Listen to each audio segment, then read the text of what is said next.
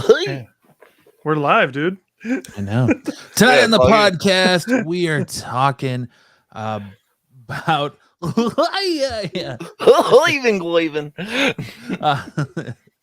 we're talking about Warner Brothers talking about shelving The Flash, Star Trek Strange New Worlds news, Disney Plus news, X-Men news, just so much news. But the biggest news of them all, Kung Fu Panda 4 coming in like 2 years. Lance, hit that music.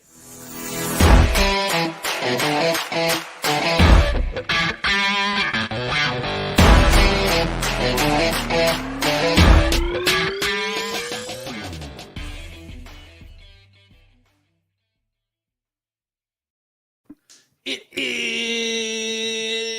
is Friday night in Phoenix, and you're listening to the most viral podcast in all the land, the Absolute Geek Podcast. I am Matt.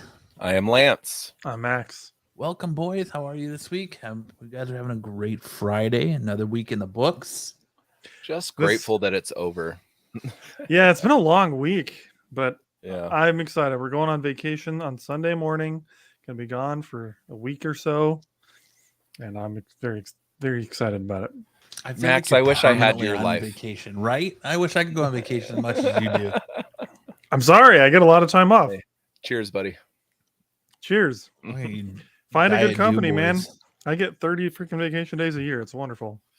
Oh, you only get 30. I get like 4 weeks of vacation, but I take Yeah, it that's like all 5. consecutively. I do go on lots of vacations, Aaron. And why wouldn't I? I love to travel. And for the most part, they don't cost me that much money because I bought a timeshare years ago and all my accommodations are paid for. It's just gas. So Ooh. it works out. Which is enough to bankrupt you nowadays. Some schmuck Yeah. got you in the little room and gave you Well, a they did. spiel, huh? And I regretted it for years. And now, you know what? Now that it's all paid off and I just pay my yearly dues, I end up paying way less in yearly dues than I do in How much are yearly accommodations. dues? It's like $900. Hmm. But I go on enough trips that It equals out. yeah, I probably go on $2,000 worth of like accommodations per year. Stick says, "Can you smell what the geeks are cooking?" Probably ramen noodles. Yeah. Hey, Big shout out! Coffee Big shout out to the chat, Stick Boys. Welcome in. He was here early. Your mom, Ish, Aaron, who else? Eric Williams. Eric, you got to get a hold of us, man, so we can get you that poster, or let me know if you just want me to drop it at Ish's store, and I can do that too. But yeah, our big giveaway winner from last week. We'll start the show by announcing we are literally 1 subscriber away from 500 subs on the YouTube channel. 1 subscriber away from another giveaway. It's killing me. 9.8 All right. slab. creating a new And- account on YouTube now. A 9.8 slab and Stumbling Jedi said he's going to up the ante by throwing other stuff in. What it is, I don't know yet. So we're going to find out. He said it was maybe a little piece of candy and Bennigan's gift card. I'm not really sure what. Is Bennigan still around? No, it's not. I didn't think. I was trying to think of when's the last time I saw a Bennigan's. It's been a long time. It's a South Park. It's an old school South Park joke. Oh, what am I thinking? Benihana's. That's what I'm thinking of. He said he's tossing in the Benihana. tube of terror. Yeah. Bennigan's. Yeah, Butters sings the little theme song for Bennigan's. That was what you got for being Canadian. South Park. You got a piece of candy, and that's what you got in your little box of faith. You got a piece of candy and a gift certificate to Bennigan's. Yo, people are helping us out as we speak. I went to our channel. We have 501 subscribers now. Thank you, everybody. 501. There it is, live. 502 now. Nice. Look at that. Dude, that Lance, must have happened in the Max last 20 came- seconds. Max came through real quick on that fake account, man. Okay, I won't lie. I was one of those. I didn't create a fake account, but one of my YouTube accounts I realized wasn't subscribed. The one I like used to use before I created a new one. Oh, that wasn't doesn't count then. We're still behind then. Well, we're at 502 if only Making one of your them are fake his. accounts. All right. We'll give it to him, making your fake accounts. I said, All only right, one of guys. them. So let's try to get to 1,000 subs before the end of the episode. 1,002, so that none of my fake accounts can count. Yes. Listen, we're gonna start the road to 1,000 tonight. 500 more subs till we hit 1,000. I'd like to do it by November 10th, by my wedding. That would be an amazing wedding gift, is to hit 1,000 subs on this channel. After years of hard work, it'd be fantastic. See, I thought you should have put on your wedding invite, like in lieu Sub to of my gifts. channel. Yeah. Sub In to my lieu of channel. gifts, sub to my. No way, dude. I want money. Aaron Are would you be kidding me? like, no. Yeah. Sub to his YouTube channel. I want Or to diapers for Logan. Put the or QR something. code in the corner. I need to look at your registry. What kind of stuff is on there? I only got a few more months to Your get mom, gifts. all my Yes. fake accounts are subscribed already, she says. Jedi says, happy to give away a slab package as long as you don't retire by Thanksgiving. Yeah, I was joking with him. I was like, I'm going to hang up my hat. I'm done. I'm retiring. I went viral. We had a viral video. I'm done. I'm retired. I'm hanging up my jersey like Jordan. But he just, every time I try to get out, they pull me back in. So I just got a notification on my phone. New subscriber, still not Hartman Sports Cards. Yeah, I see that. Oh, that's funny. Yeah. Your mom says, bro, gifts are the best part about getting married. Oh, I know, man. I was young, and I think I had bought a new TV about 6 months before Kelsey and I ended up getting married, and I bought it on Best Buy credit card. And I remember that we got enough cash from our wedding that Kelsey and I were just like, pay the freaking thing off. So Not Hartman Sports Cards. This is odd.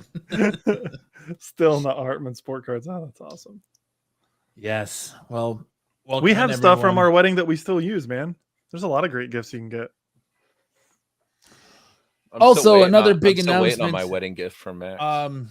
If you I'm have just not kidding. heard, He gave me I an don't remember. Xbox. if you did not watch Renovision on Wednesday night, right here on this channel, tomorrow night, 5:30 or 5 o'clock p.m. Pacific Standard Time, Arizona time, Friday. there is a No. new show starting. It is a cross I would say a cross platform promotion show, but it's not a promotion. It's a It's co-produced. collaboration. Called a collaboration of sorts. Called Saturday Night Special, where we will be doing a collaboration with the fine folks at Renovision to bring a Saturday night show across both channels. So that should be a lot of fun as well. So yeah, your mom says I got a $300 coffee maker for my wedding. I legit thought no one would be buying it for me. LOL. Well, there you go. Yeah, for mine, Max got all my buddies together. They all chipped in and bought me an Xbox 360 back when they were like brand new. It was around that time, right, Max? I mean, they weren't. The wasn't Slims it- were brand new. Yeah. It was at Stumbling the end Jedi of the says- 360 era, but it was still like a $300 gift. Stumbling Jedi says I'm still using the best thing I got for my wedding giggity. Oh, Solo Wookie says the best part of marriage is the divorce. Expensive but worth it. Dude, it costs you way more money to get married than a divorce. My first wedding was like $5,000-$6,000, and the divorce cost me $200. So, Well, it depends. If you got kids involved, you got alimony. That can get pretty expensive. Shower Boy says I subbed to talk laminated variants. Yeah, well, gotta wait for Ish for that one if we're gonna touch on that, because that's been, I don't know if you guys heard about that, but that's been a big topic. Yeah, I of saw that. conversation. Like they released some covers that weren't approved or something. Marvel. Well, Marvel didn't release anything. So the long story short is this guy who runs a company called Black Flag Comics ordered a bunch of facsimiles of Ultimate Fallout 4, the first appearance of Miles Morales, that didn't Okay. sell. And he had a store variant cover done by artist by the name of Clayton Crane that didn't sell. So he went and had a different cover, acetane cover made, and basically just stapled it over his other cover. So he had a new cover stapled over his store variants that he couldn't sell, and he sold them at C2E2 last week for ridiculous amounts of money. But there was a bunch of fuckery involved in it, where supposedly people are cutting in line, in like whatnot influencers and influencers like Comic Tom and all that were somehow brought into it. It's a lot of fuckery, but it Wow. lit the comic world on fire. So, but yeah, That's crazy. mm-hmm. And you just stapled them on the front. Added 2 more staples, so now I went from 2 to 4 staples. And he was selling them for Wow. $80, and they started to sell out. And he said, "Fuck that! I can make a nut here," and then started selling them for $100. But yeah, it's a lot of bullshit. I didn't want to talk about it because like anybody's talking about it to try and draw some views, and I was like, I'm tired of hearing about it. So Is that considered like fraud? Like, it'd be like, that's the debate. Is it considered counterfeiting? Or because it was not approved by Marvel, so therefore the argument is it doesn't make it a variant cover. It would make it a counterfeit book, but oh well, people are paying crazy amounts of money for it. Like, they still are, even after it's known that it's. Oh yeah, I saw one was like $2,500, and then someone put a fake internet bid or a fake eBay bid on one for that much as well. So. What's going to stop me from just getting the original one and then stapling my own foil cover over the top? Nothing. People aren't going to buy it, but who knows? Stupid. It's just stupid. Yeah. It really is stupid. But yeah. So, anything exciting for you guys this week to kick off the show? Well, I'm planning my vacation from my vacation, and then my vacation from the vacation's vacation. Yeah, it's a lot of vacation. I wish I had that much vacation. I bought Resident Evil 2 on PlayStation. Ooh. Oh, nice. It's only $13 at GameStop. I gave up on that game because I'm a freaking pansy. It was too hard or too scary? It's creepy, man. I don't like scary games. That game's scary. Yeah, I'm not into it. But I was playing Ghost Recon Breakpoint. That game got horrible reviews when it came out because it was a buggy nightmare, I guess. But I've been playing it with a couple of my friends lately. It's super fun when you play with a team. And the open world's massive and really pretty. And then Spider-Man PC release came out today, so I was playing a little bit of that after work today. So it's been nice. I haven't really played games lately, so it's been fun to play games again. 6 says I'm going to draw on some 11 by 14 paper and staple it to a comic and say it's a variant. You can do that. Do it. But all right, what do you guys say we get in to a little bit of geek news?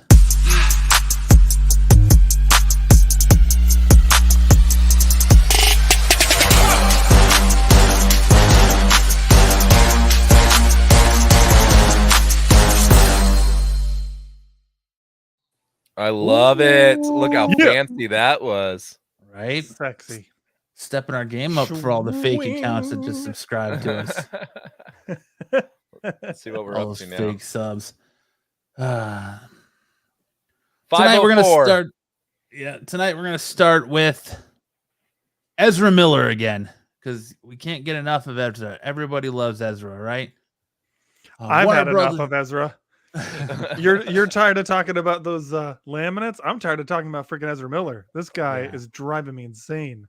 Well, Warner Brothers is preparing 3 different outcomes for the future of the Flash movie, one involving Miller seeking professional help and then giving an interview at some point explaining their erratic behavior over the past few years. They would then do limited press for the Flash, which would still open in 2023. Another scenario would be that if Miller chose not to speak out, Warner Brothers would still release the film, but not give Miller promoting abilities. So he wouldn't be out on the press promotion for the Flash at all with the rest of the cast or involved in future DC projects. A final strategy, which is considered by the studio as a last resort, would involve outright killing the movie if Miller's behavior doesn't improve.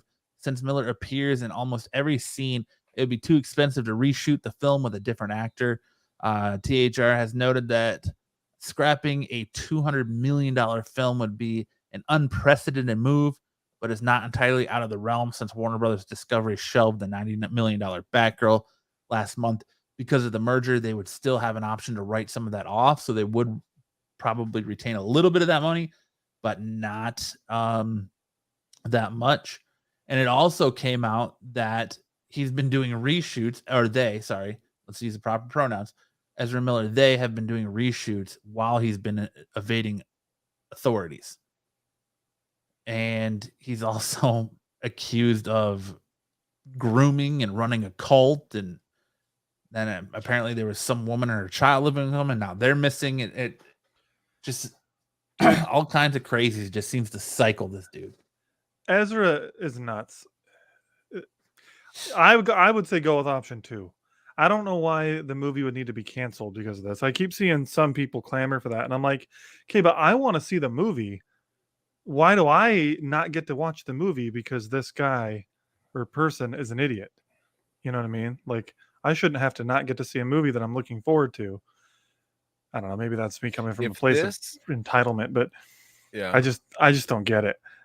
And I don't think he should be on the press tour regardless of whether he gets help or not. I hope he does. He needs help. But I like option 2 here.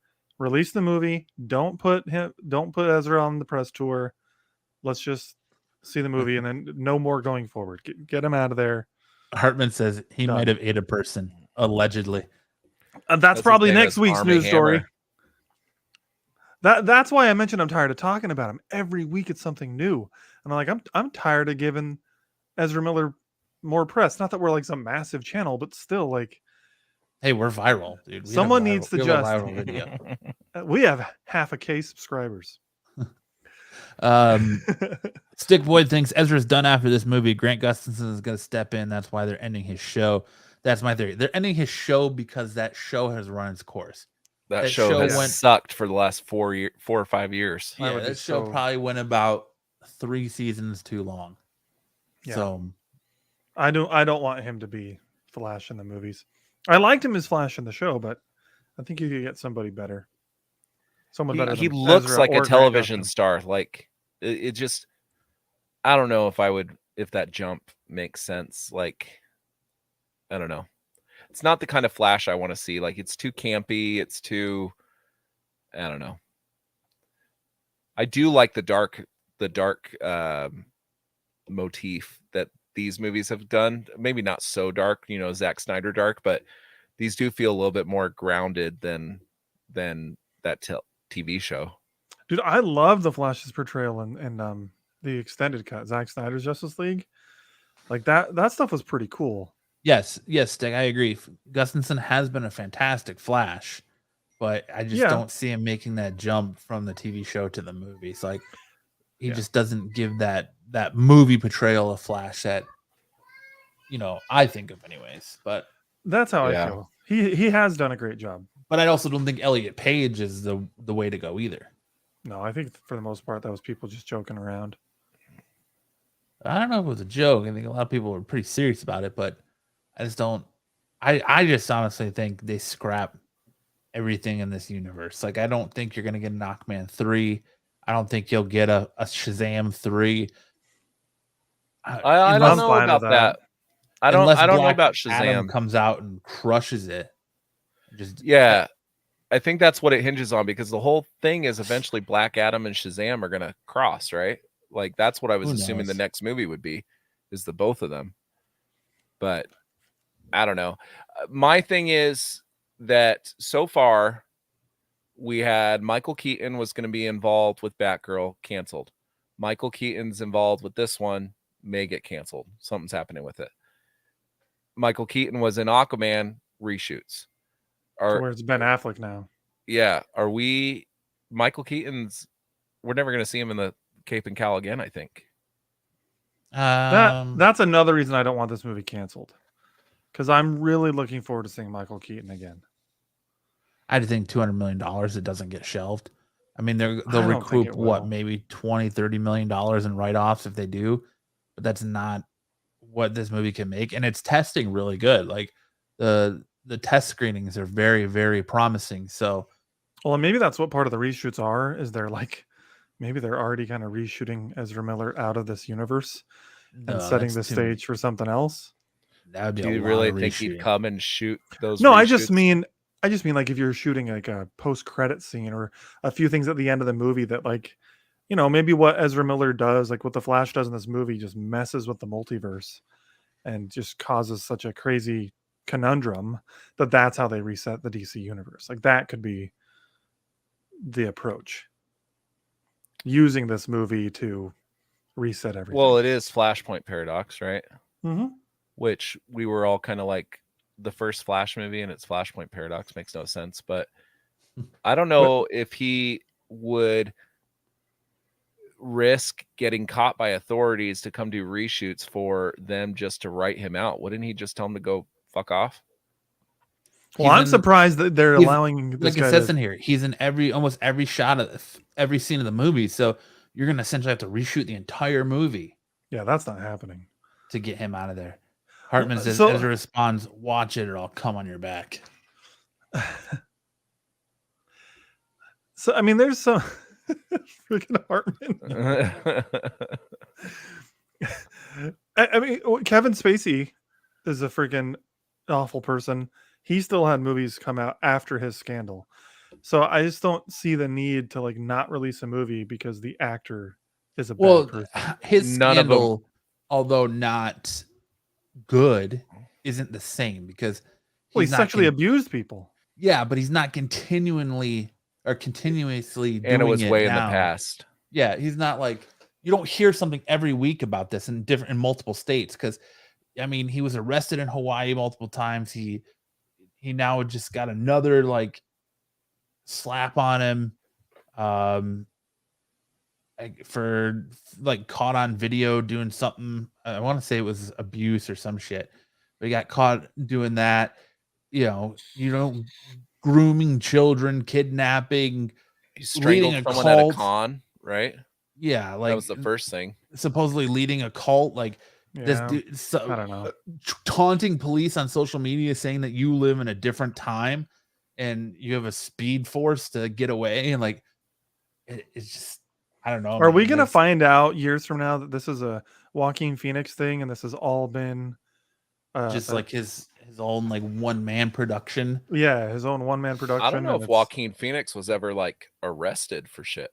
No, but he did go off the deep end, and everyone was like, "This guy's freaking nuts." Yeah, and he made a documentary about it, and I mean, he was committed to it. But I just think Ezra has just like totally gone. Yeah, I don't want to see this guy who has Flash. He's just anymore. cuckoo for Cocoa Puffs. I wasn't a fan of this casting when they first made it. I don't know. I guess I can see to an extent the idea of canceling now that we're talking about it. I still don't think they should, but you've got a superhero who's supposed to be a role model for kids, and now he's a groomer and a sexual abuser and a freaking serial criminal, whether they're misdemeanors or whatever. Like, he's got issues. And that's not a role model for kids. That's not a good role model. I see it as Discovery is damned if they do, damned if they don't. True. Yeah. You know what I mean? Like, no matter what situation comes out of this, they're going to catch heat from one side or the other. They're going to catch heat from critics for canceling a $200 million movie and a $90 million movie, because we saw how much heat they got for canceling Batgirl, right?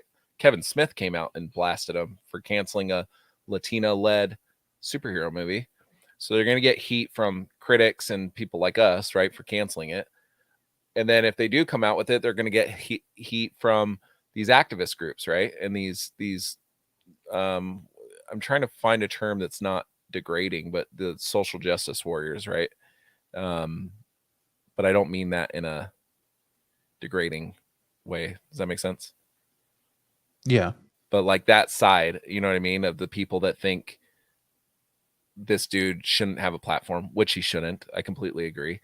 He shouldn't have a platform. But Solo Wookie. Nothing says hello, Ezra, like 5 years in a cell with a 350 pound man named Bubba. Yeah, this dude's just fucked, man. But I don't see a win-win situation anywhere here, unless they were to reshoot the movie. But then they're screwed, because how much money would that cost? Probably $100 million. Like that's a ton of production cost, and it would delay the release, and that would be crazy to reshoot the whole movie. That's not happening. No way. I mean, you got to consider though, like CGI is already done. Like they could just throw somebody else in there. Like I don't know. Yeah, but that's every scene.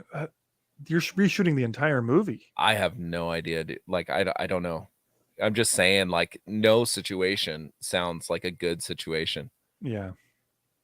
Like Max said, you don't want to reshoot the entire movie. Like, I think you really either scrap it like they're talking about, or you roll the dice and see what happens. And either way, it's you recoup some of that money and see how it does in theaters, or you scrap it and get a quarter, if that, of your money back in write-offs from the merger. But I think it's so far along. It's already been, this film has been just mirrored in controversy since it started. Like multiple directors leaving, scripts not good enough. Yeah. It's been years and years and years in the making. I think it was announced in 2016. Like, so it's just been, You know what's really sad is the Flash is one of, if not my favorite character in the DC universe. I love the Flash. Flashpoint Paradox, I still think is like one of the best animated movies I've ever seen. I love that movie. Yeah, and the fact that this character just hasn't had his due, you know what I mean? Well, he's never gotten a film of his own. Yeah, I mean he's been in these other spin-off films, right? Justice League and stuff, but those were all just okay. Justice League being the worst out of all of them. Had the TV show that went to shit about 4 or 5 years ago. And then the old Flash TV show was canceled after what, one season? Not even. Oh yeah, the one from the 90s. Yeah, and he's a pretty recognizable character, I would argue, in DC. Oh yeah, in DC universe. I mean, I would say say after probably Superman, Batman. Character. Yeah, after Superman, Batman, and Wonder Woman, Flash is the most recognizable after those. And how many Superman movies have we had? How many Batman movies have we had? How many Wonder Woman, like successful Wonder Woman adaptations have we had? One. Yeah. Well, no, we had the TV show with the Linda Carter. That's true. Linda Carter. Yeah, that was a. That's true. Yeah, but you said I was thinking film, so I'm gonna say one. Yeah, the Linda Carter TV show is an iconic TV show. Yeah, it was. Yeah. But Wonder Woman, Batman, and Superman have had way more small screen or big screen success than the Flash has had.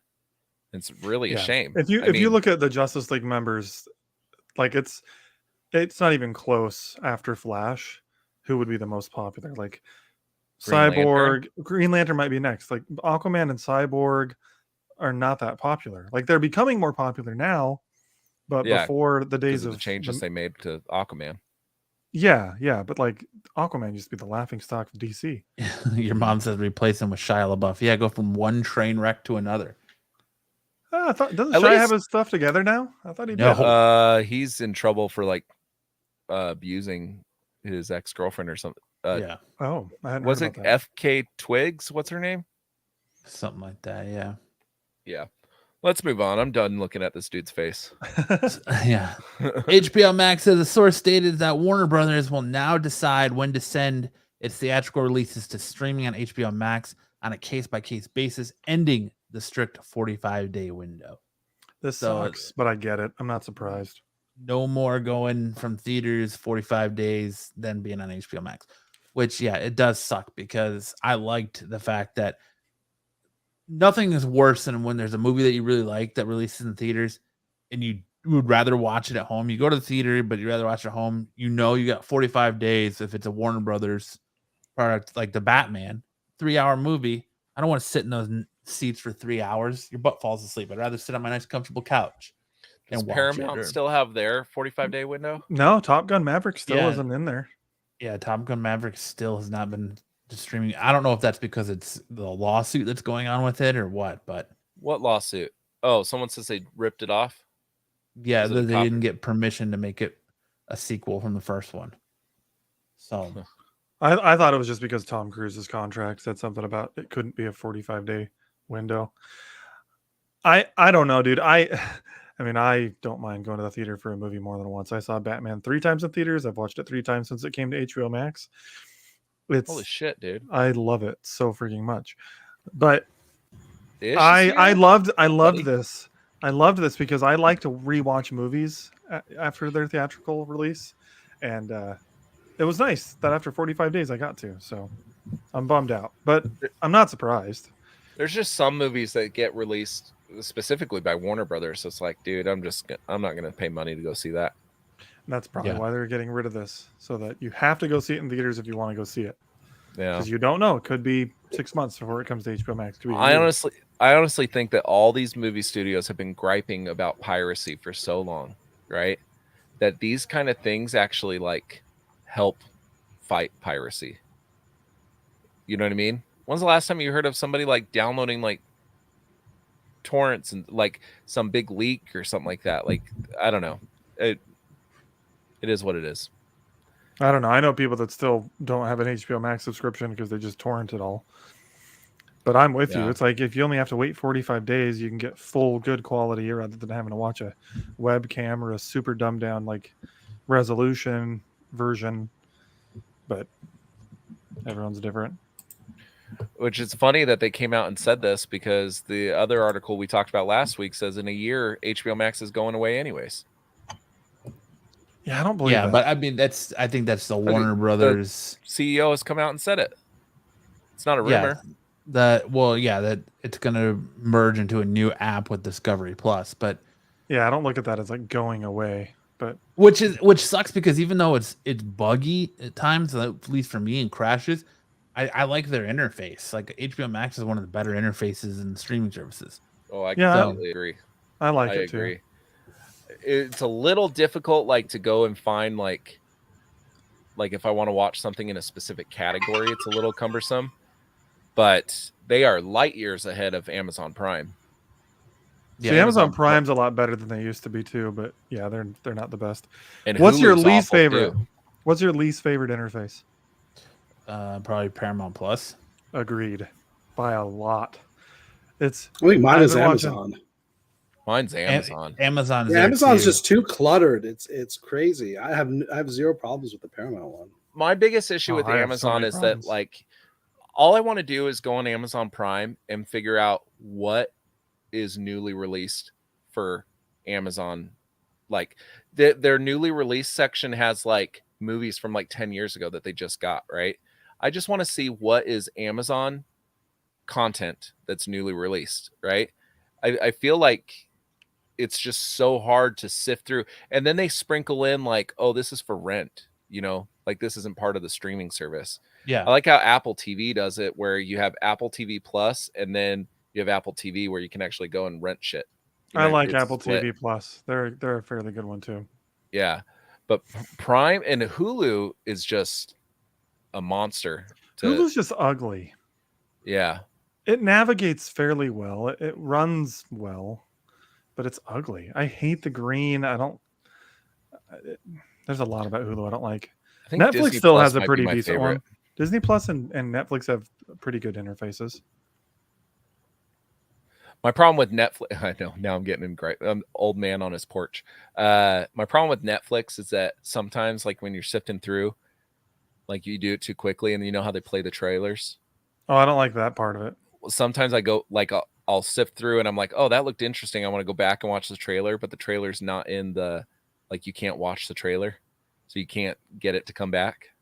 Or they'll play like a clip of something that they got that looked really interesting, but you were flipping too fast. Or I don't know. There's things about that I would fix too. I just don't like auto playing trailers.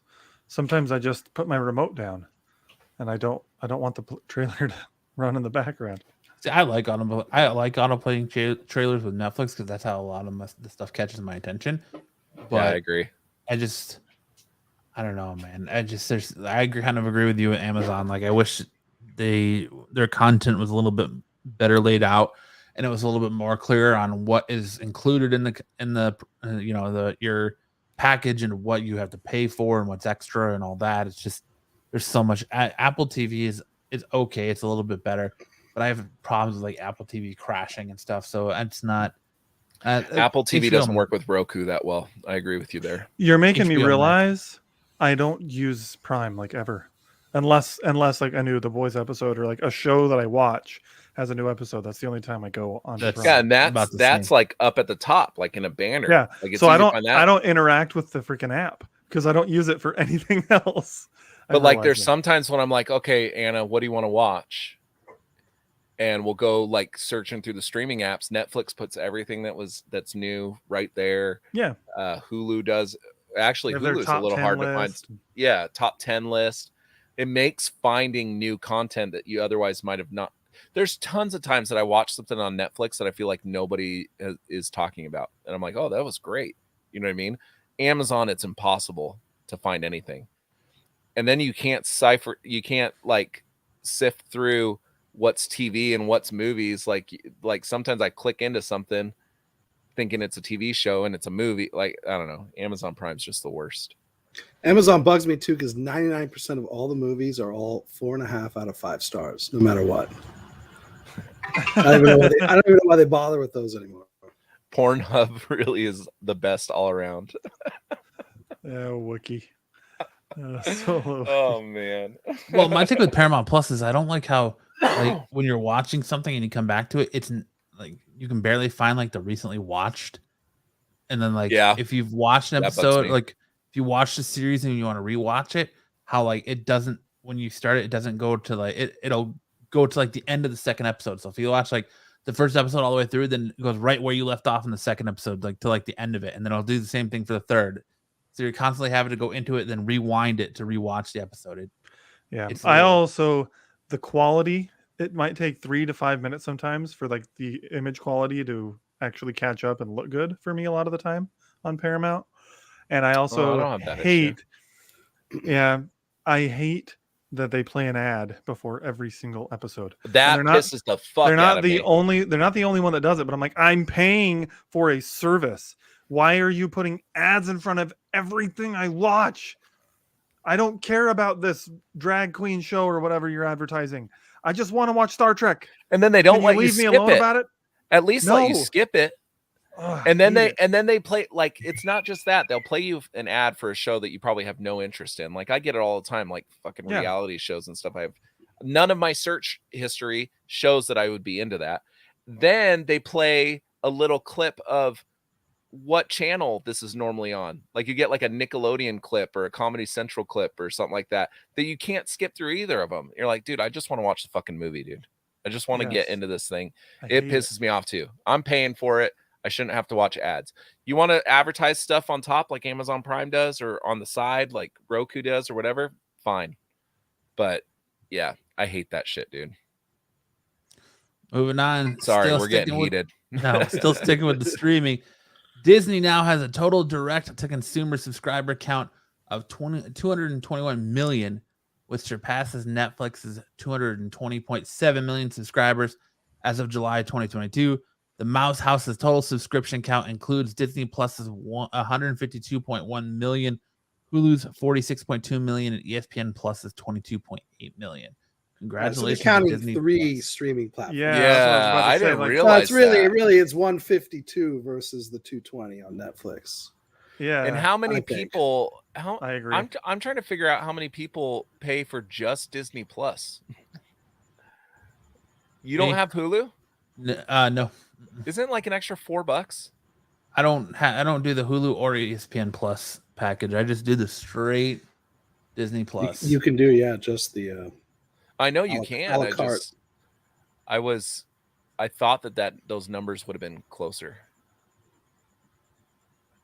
'Cause Nope. it's like- Verizon offers a nice bundle package for all 3.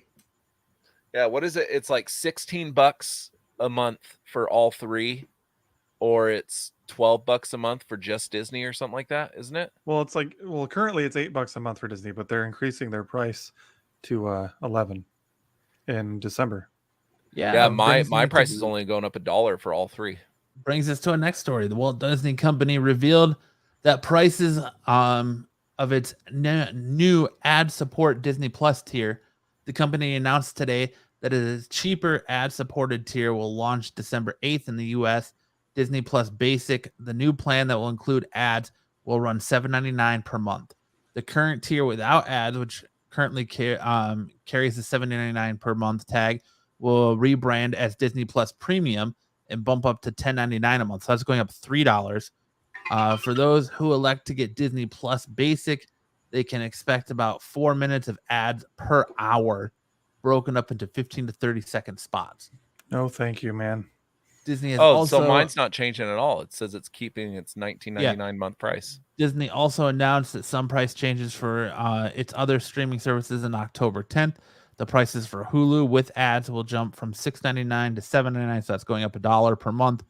With the ad-free tier changing from $12.99 to $14.99, the Disney Plus bundle in the U.S., which includes Hulu with ads, Disney Plus without ads, and ESPN Plus, will increase $1 to $14.99 per month. The premium version of the bundle, meanwhile, will keep its $19.99 a month price plan. ESPN Plus will increase on August 19th from $6.99 to $9.99 per month. August 23rd. Okay. Which means welcome back to the cable generation, because it's just like cable war. These fucking services constantly go up. Yeah, but now I don't have to worry about fucking blackouts. That used to piss me off about cable. Yeah, and I'll tell you, I'm glad, because I have the bundle too. I'm glad my price isn't going up, but like, there's still blackouts. Are you talking about like sports blackouts? Well, yeah, like Dish Network for like 6 months lost CBS. DirecTV. Yeah, so I have lost DirecTV, and I just kind of have a basic sports thing, and because of that, on the ESPN Plus platform, there's some stuff I can't watch once in a while because it's on because ESPN 7 or something, and I don't pay for ESPN 7. Or if it's like a local game, like I know with like DirecTV and the NFL Sunday Ticket, the NBA's worse. If it's a local game or it's a game that's on local TV in your area, they black it out, so you can't watch it. Yeah, I couldn't even watch Coyotes games on ESPN. Yeah, I guess sports is a freaking scam. That's not so much what I'm talking about. My issue is that you buy Dish Network, you get this package of channels, and then they get into a contract dispute with like CBS or something.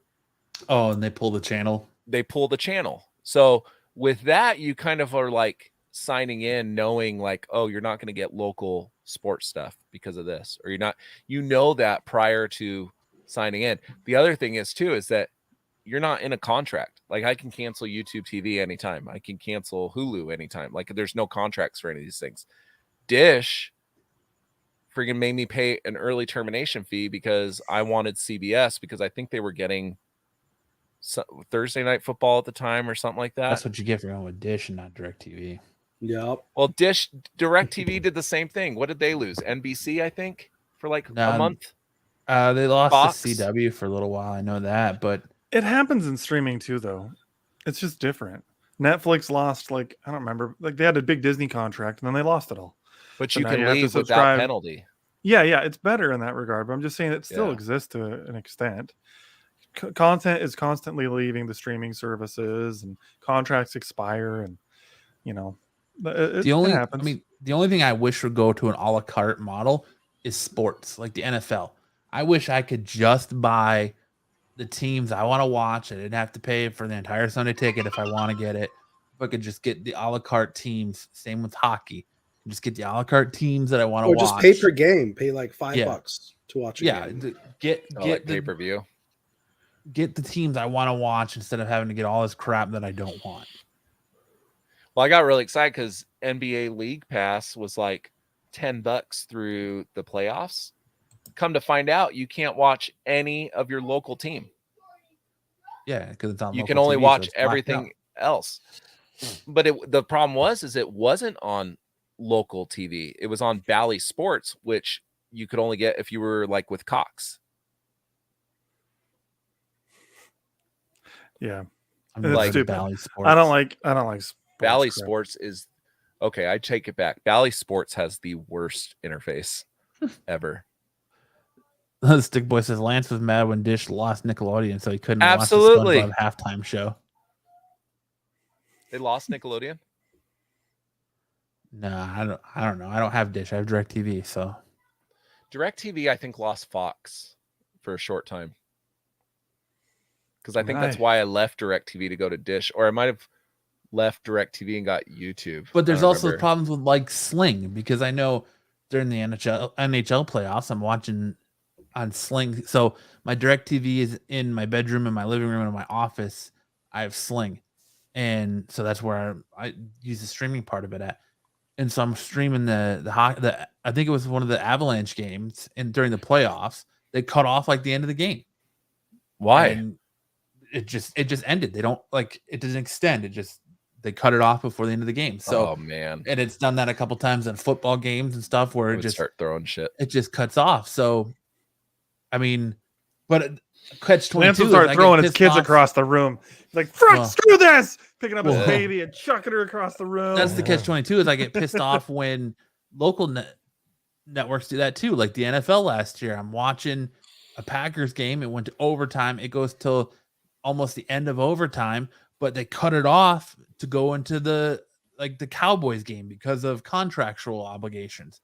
So I'm just like, fuck, man, I missed the end of my game when the Packers kicking a game-winning field goal, and I had to watch the first half of the shitty Cowboys game, like because of contractual obligations. Like I don't want to do that. I want to watch the game I want to watch, but don't you in have its entirety? Don't you have NFL Sunday Ticket? Yeah, but it's still part of like the TV right contracting. Is that so? The way Sunday Ticket works, sports is for people that don't know, is that it's like you're just getting the games on Fox from a different market. So even if they're contractually obligated that at this time this game has to start, they have to cut to that game. Oh, that's bullshit. I didn't realize that Sunday Ticket worked like that. I thought it was just like channels where you could go Green Bay Packers in this game. Mm-mm. You know what I mean? No, and it's just like you're just getting the Fox channel from that market. That's it. That's bullshit. How's that any different than me just using like a VPN saying I'm in Dallas and logging into? It's really not.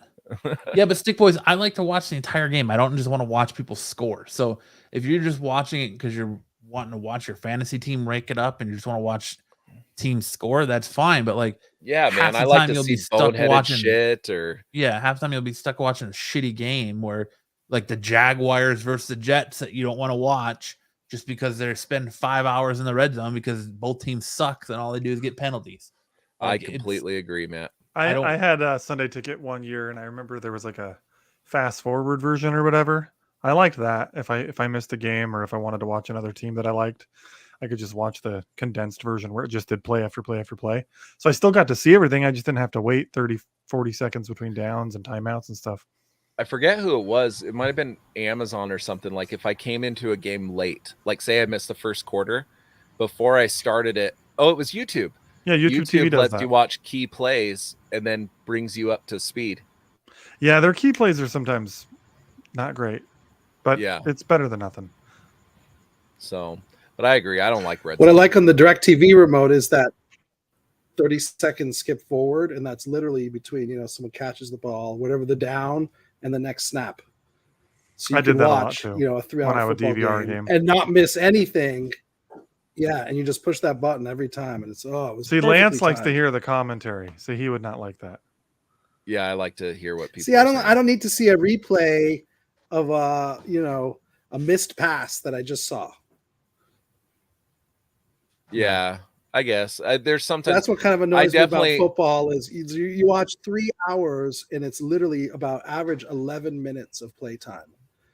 It takes them 3 hours to broadcast 11 minutes. And a ton of commercials. NFL has more commercials than anything. 4 15-minute quarters, and it takes fucking like 4 hours for the game to go. Yeah, it's annoying.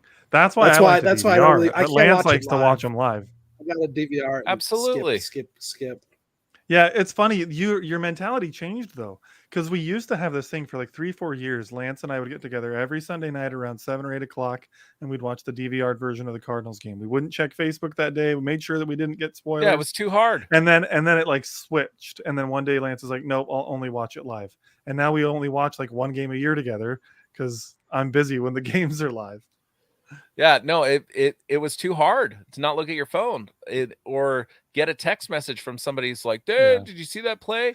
It definitely was annoying sometimes. I'd go to family dinner and people would spoil the game for me, and then that sucked. Or I'm really superstitious too. Like when certain teams playing, like I have my rituals and stuff. I have to watch the game. Yeah, live he doesn't change his underwear the whole season. No, that's not true. Your That's poor gross. wife. My buddy, he's a big what's the hockey team there in Vegas? No, the Knights. Golden Knights. Throughout the whole hockey season, he wears this one pair of socks and never washes them. Ugh. And then I hope he pictures. wears flip flops most of the time. That's also a plot point in a Mighty Ducks movie. Yeah, he'll post pictures of his feet.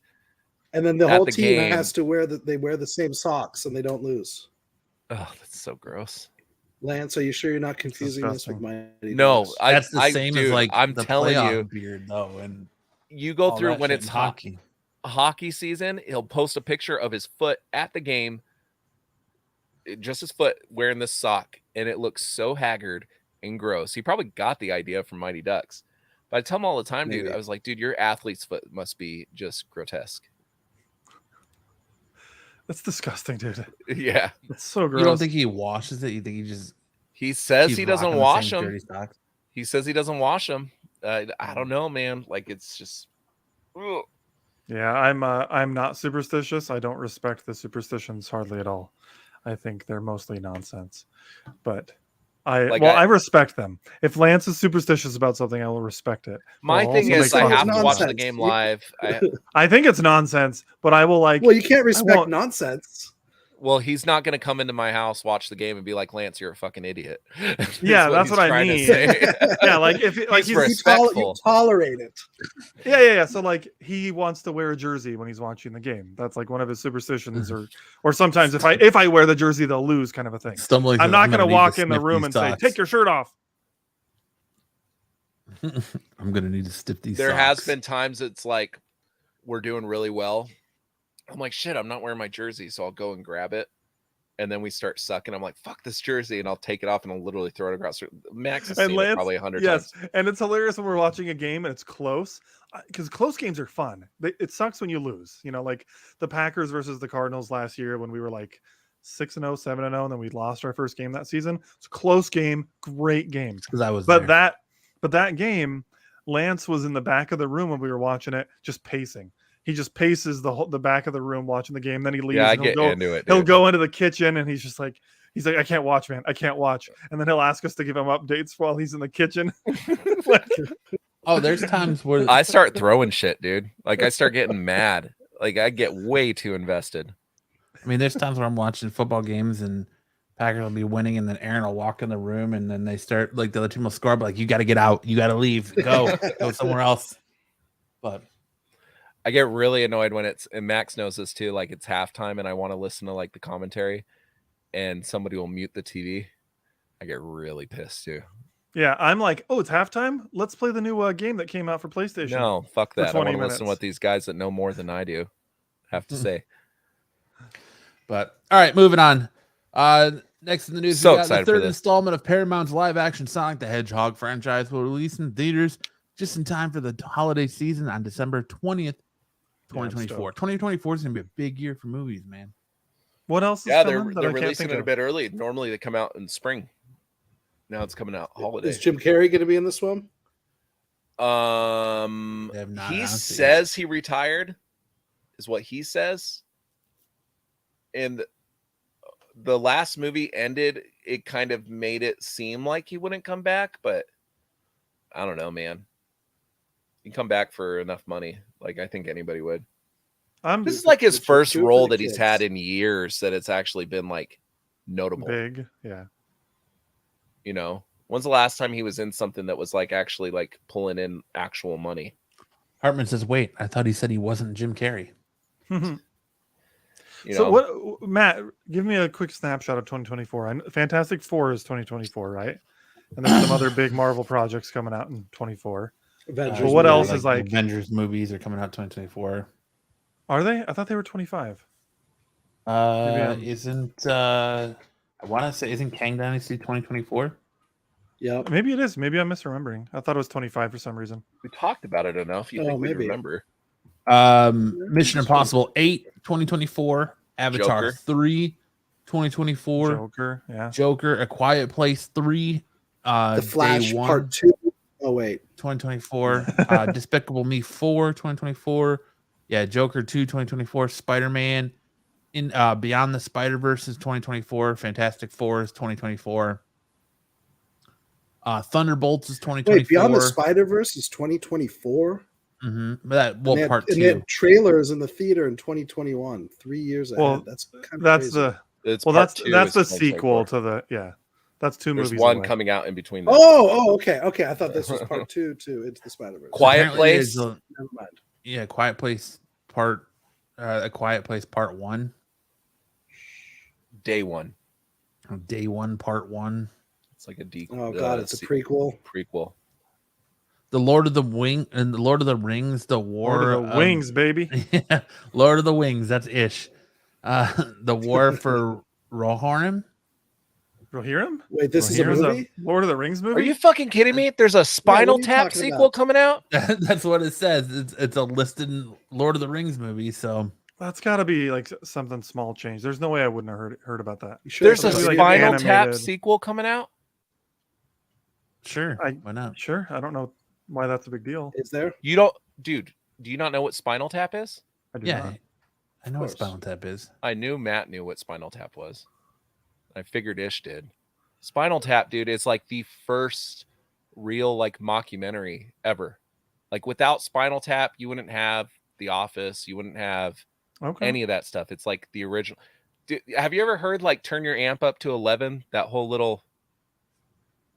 Yeah. comes This from goes that. to 11. Yeah. Yeah.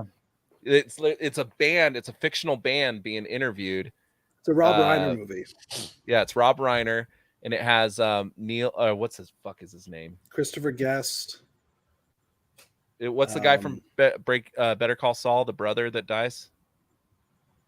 Oh, Michael Iwanez.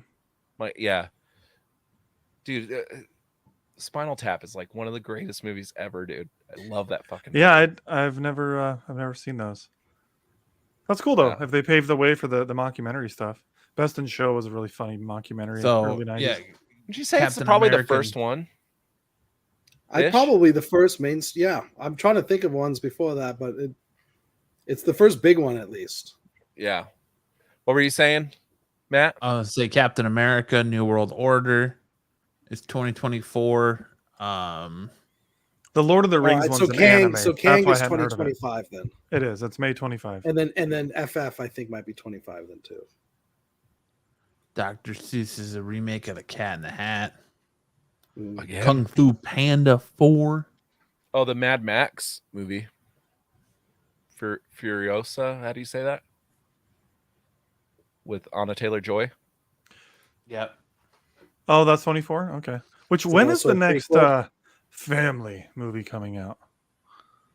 Oh, Is that next year? Fast and the Furious 10. Yeah. That's the last one, right? No, they're doing 11. Then it's the end. Oh my gosh. Why don't you turn it up to 11? 10, yeah, that's next year, 2023. Fast X. And Fantastic Four, I'm pretty sure is November of 2024. So yeah, this is a loaded year. Okay. This is a That's loaded pretty- year. That's- I'm stoked that's for fun. Sonic though. I loved Sonic 1 and 2, and I'm okay if Jim Carrey's not in. I know Robotnik is like the classic Sonic villain, but I'd be fine if he's not. Yeah, in it. I mean, it's Well, I mean, they it's already got to move on teased- eventually from They already Shadow. teased what your villain is going to be. in the Yeah, next which movie. doesn't make a lot of sense to me. Why? Well, because like the idea is that Robotnik created, I can't remember the name of the Shadow. Sonic Shadow, but he didn't know Sonic or a creature like him even existed until Sonic 1. But yet Shadow was created before the events of Shadow 1 or Sonic Dude, 1. it's a kid's movie. I know. I'm just saying it doesn't make a lot of sense. Sorry, Stick Boy. FFX, not 10. Same No, shit. FFX is Final Fantasy X. Don't disrespect. It's Final also Yeah, I'm happy it's for the also a Sonic TV news. channel. Because Sonic is good for business. It Kids is. come in. Oh, Kids we've go sold crazy so many. for it. We sold Sonic action figures. We're almost out of them. Sonic Pop comes in, gone. We sell more Sonic comic books than some Marvel and DC titles. I mean, the kids are really into Sonic. So It's I'm all hilarious for it. because when my wife and I, like probably our second Halloween into our marriage, we dressed up as I was Sonic and Amy. Yeah, and then my daughter was Tails. And every kid would walk by and go, "What are you?" Like they had no idea what I was. Anybody Just a under the age of travesty. 12 had no idea what my costume was. Every adult, "Oh, dude, your costume's fucking awesome." Like I took a hula hoop and I sprayed it gold. You know what I mean? Like It was a great costume. Yeah. Yeah. Every kid under 12 had no idea. Now Sonic is like one of the biggest characters out there. Yep. And I'm glad he is. I'm really I glad. bet you more kids right now, like probably like that 10 and under, could recognize Sonic before they could even recognize Mario. Oh, I think You know what? Mario I was is just about going to say, have that boom, I was telling a kid, I was like, when I was young, you had to kind of choose between Mario or Sonic because I couldn't afford both. And he was like, "What's Mario?" Yeah. Unless the kids play video games, they're more likely to know Sonic. He's a movie. You won't be hearing what's Mario in another year because once that Chris Pratt movie comes out, That's true. Oh yeah, that's That'll great. change. It's done by the They'll Despicable Me destroy people. It's gonna Sonic. be- I don't know, man. I don't think it'll destroy Sonic. It's an but animated movie. No, I'm just You're kidding. Just the definitely way gonna have- Nintendo destroyed Sega Genesis, but yeah. But moving on, Giancarlo Esposito confirms talks with Marvel, wants to play for Professor X, saying in an interview, "I've been in a room with Marvel Studios and talked with them. I'm for it. I would like to see him play Doom, but again, I'm tired of seeing him typecast as being a villain. He's a villain in Breaking Bad. He's a villain in the Far Cry games. He's a villain in Star Wars. I'd love to see him play. Yeah, that's The true, dude. Boys. You're saying you're for it. Just last week we were talking about this, and both you and Max were like, "Nope." I'm not for it. I'd be No, more I'm- okay with him being Magneto, but I've no. always been for it, dude. I would rather see him play Doom. Even Hartman's calling you out in the chat. I would rather him play Doom, but I'd be all right with him playing Professor X. Like you said, I don't want to He's see him way be too old typecast for as being Doom. the bad guy and everything. But Yeah, he's a bad guy in The Mandalorian. Yeah, Like he's a bad guy in everything. I think he's great at it. Stay in your lane, Mr. Esposito. I Okay? think he's a great Magneto. actor. Like You he's can a do Magneto. theater actor. Like I think I don't like him as Magneto. I've heard that quite a few times, and I'm not. I know. don't love him for Magneto. I just don't see him as Professor X. Like I really want them to do like the typical, Jewish Magneto. I guess black people can be Jewish. Like that's fine. But like the old I don't know.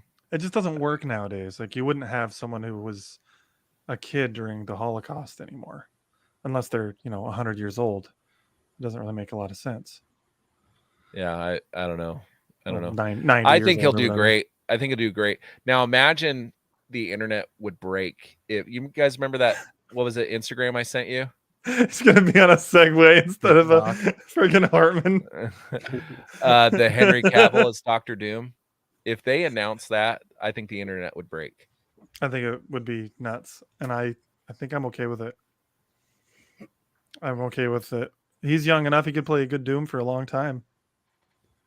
Yeah, I never that casting never it never even occurred to me. And then when I saw that picture, I was like, that could work. Same. It never occurred to me either. The Captain Britain thing people say all the time. I'm like, yeah, that would work. Or Captain Britain's No. just dumb. yeah, nobody wants to see Captain Britain. Even British people, I don't think, want to see Captain Britain. It's just dumb. It's a British version of Captain America. Like, why?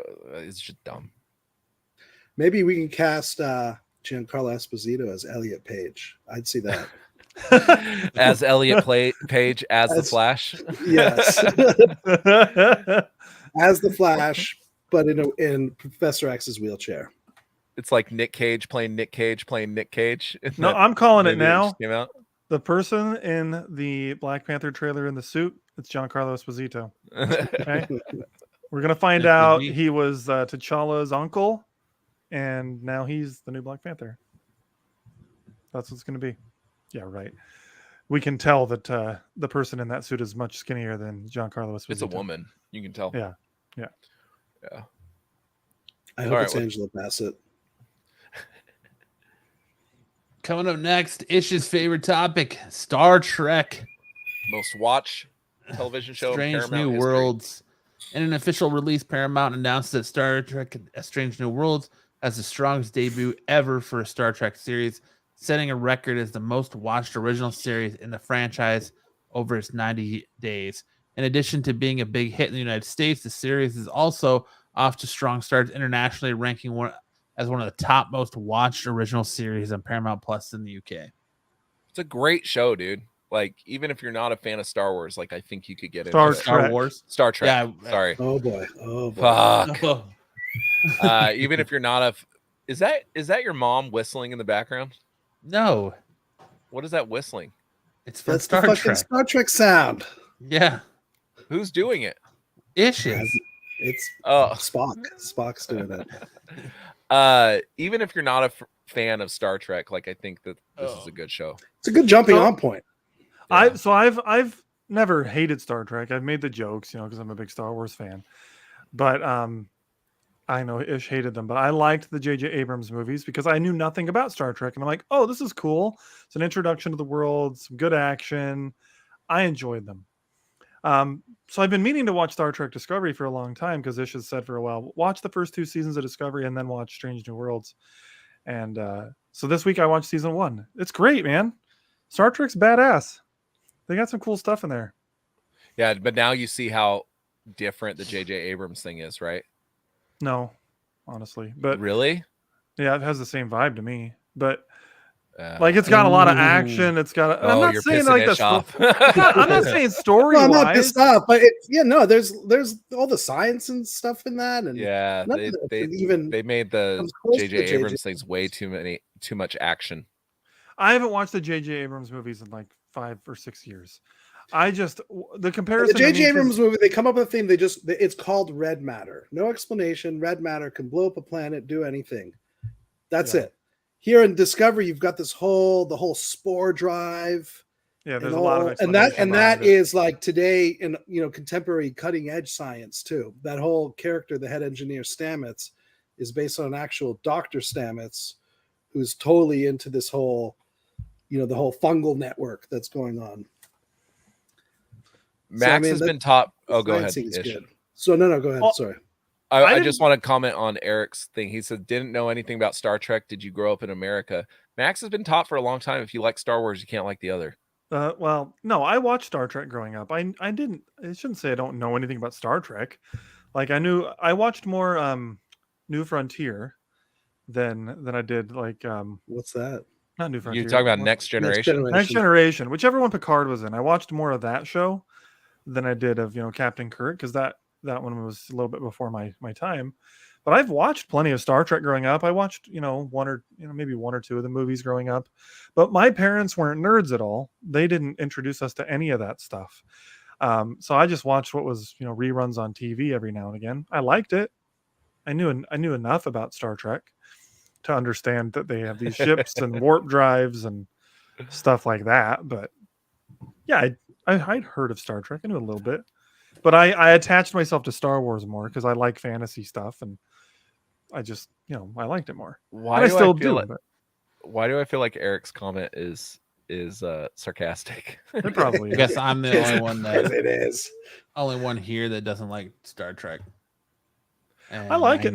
I like it. I couldn't get through the first episode of Strange New Worlds before I turned it off because I was just bored. Like So I said, the I first started- one's kind of slow. I started season 2 of Star Trek Discovery today, and Anson Mount as a Pike, I think, is awesome. Yeah, it's a I great love the casting. actor just in general, but I love the way he's portraying the character. What do you think of the characters on the Discovery? I like them. Saru is interesting. Saru is amazing. Saru is already Yeah. one of my favorites. Yeah. So I would say Saru is probably one of my favorites, and then I like Michael Burnham a lot. I mean, she's the main character of the show. Is that the one from Walking Dead? Yeah. Yes. Yeah, and some of the other Mutineer, characters, Michael Tilly. Burnham. Tilly's cool. She's really Tilly's funny. and fun. She cute. has some pretty really funny moments. Yeah, but there's not. I'm trying to think of Captain any Lorca, others. he's kind of badass. I loved Captain Lorca. I was hoping for something different with his storyline, but I loved Captain Lorca. Jason Isaacs is always. I love seeing Jason Isaacs and stuff. And then who's the other one? The boyfriend. I can't remember his name. Is it Alex? And then the doctor. Yeah, there's a lot of cool characters in the show. I loved it, dude. I was watching this and I'm like, why haven't I watched this earlier? It came out in 2017. I It's should got have great production watched this forever values, ago. especially Yeah, I on mean, Blu-ray. there's- It looks stunning on Blu-ray. I believe you. Like, it looks good on the streaming, but like, it's a TV show, and I can tell sometimes. But that's the case with any of these TV shows that are trying to do, big effects. Unless it's Marvel. No, Marvel Marvel put is some just money as into guilty. Marvel and Star Wars are just as guilty. Like Obi-Wan in the final episode when they're chasing the ship, it looked awful. Awful. I feel like WandaVision looked like a movie. WandaVision looked really good, and Falcon and the Winter Soldier looked pretty good, but their And Loki. production quality, Loki looked pretty good, but some of their production quality has gone down. I've said it before, I'll say it again. She-Hulk looks. Oh yeah, but the movies have too. I mean, Thor was a travesty. Yeah, there was some bad CGI there. Yeah. Yeah. But that's just that. That must But be blind, 'cause they I thought Thor looked good, but maybe I was like, oh, I thought that's the Thor one looked thing good that was, like, the overall. one thing it looked good, but Visually it did, but there's a lot of scenes CGI wise that are really bad. There's a lot of really bad CGI in Thor: Love and Thunder. Yeah. But I then wanted to it comes comment out on that you hear these, about all the. Oh, go ahead, sorry. Ish. I was just on our headline here with the viewership. So when Next Generation came out, late 80s, early 90s, it was actually the highest rated syndicated show of all time. And I think it peaked at like 15 million viewers per episode. Star Trek Discovery, I think apparently did like between 20 and 22 million per episode. So they were already doing better than the Next Gen, which was record-breaking audience.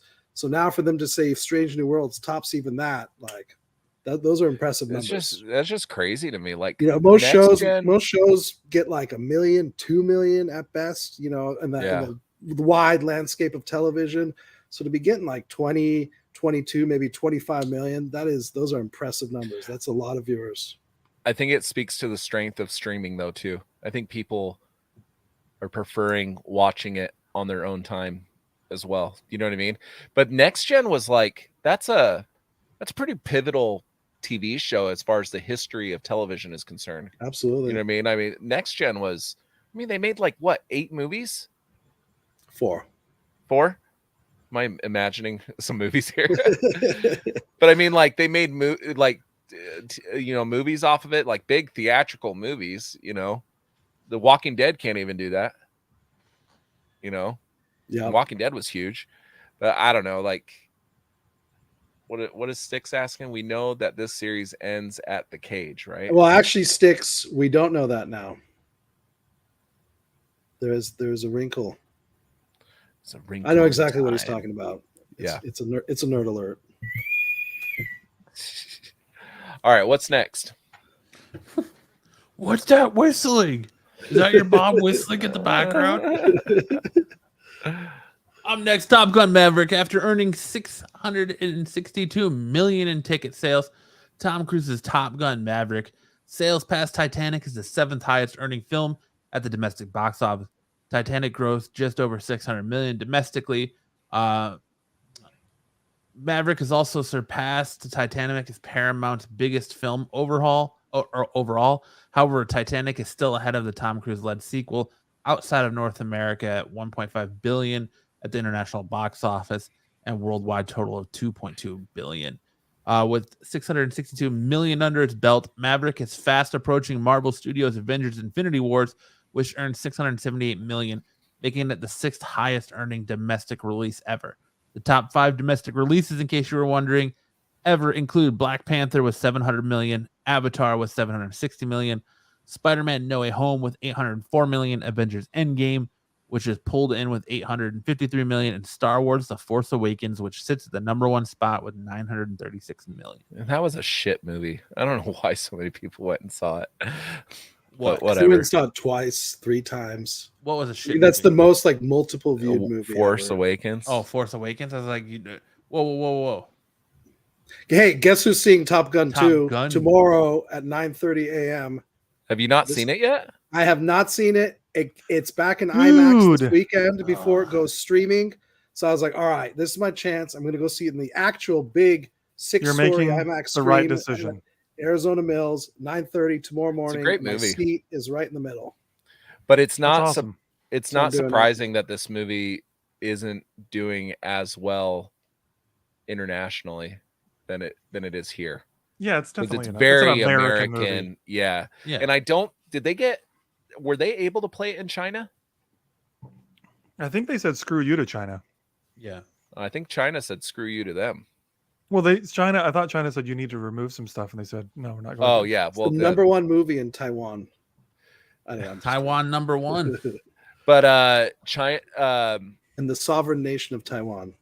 China, as That far China as doesn't like box to admit offices are exists. concerned, China is the largest, I think, movie consumption country in the world, isn't it? Like, don't most of these movies make the majority of their money from China if they can get in there? Chinese movies, like when you look at the worldwide box office, right? And then there'll be Chinese movies that are up there in like the top 5, but their numbers are just Chinese numbers. And they're matching, like, just throwing a name out there, Endgame with international and domestic.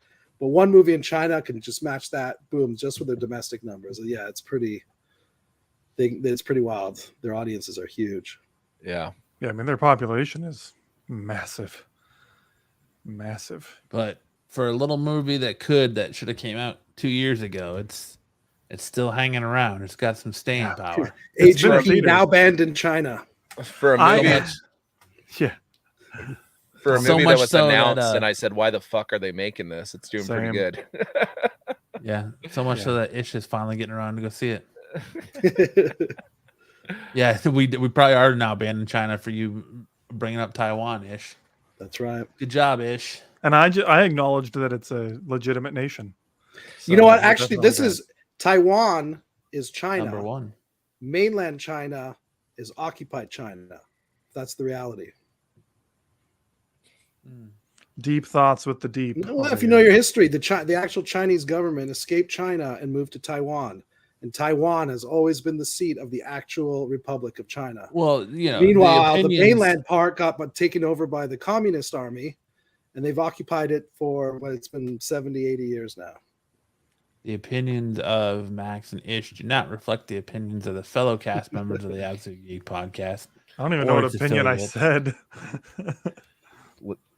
What I find funny is that when you said deep dives with the deep, Max, I just realized that we're missing a segment this week. What's that? What's Ish housing? Yeah, Ish isn't eating Whoa. this time. All right, give me a second.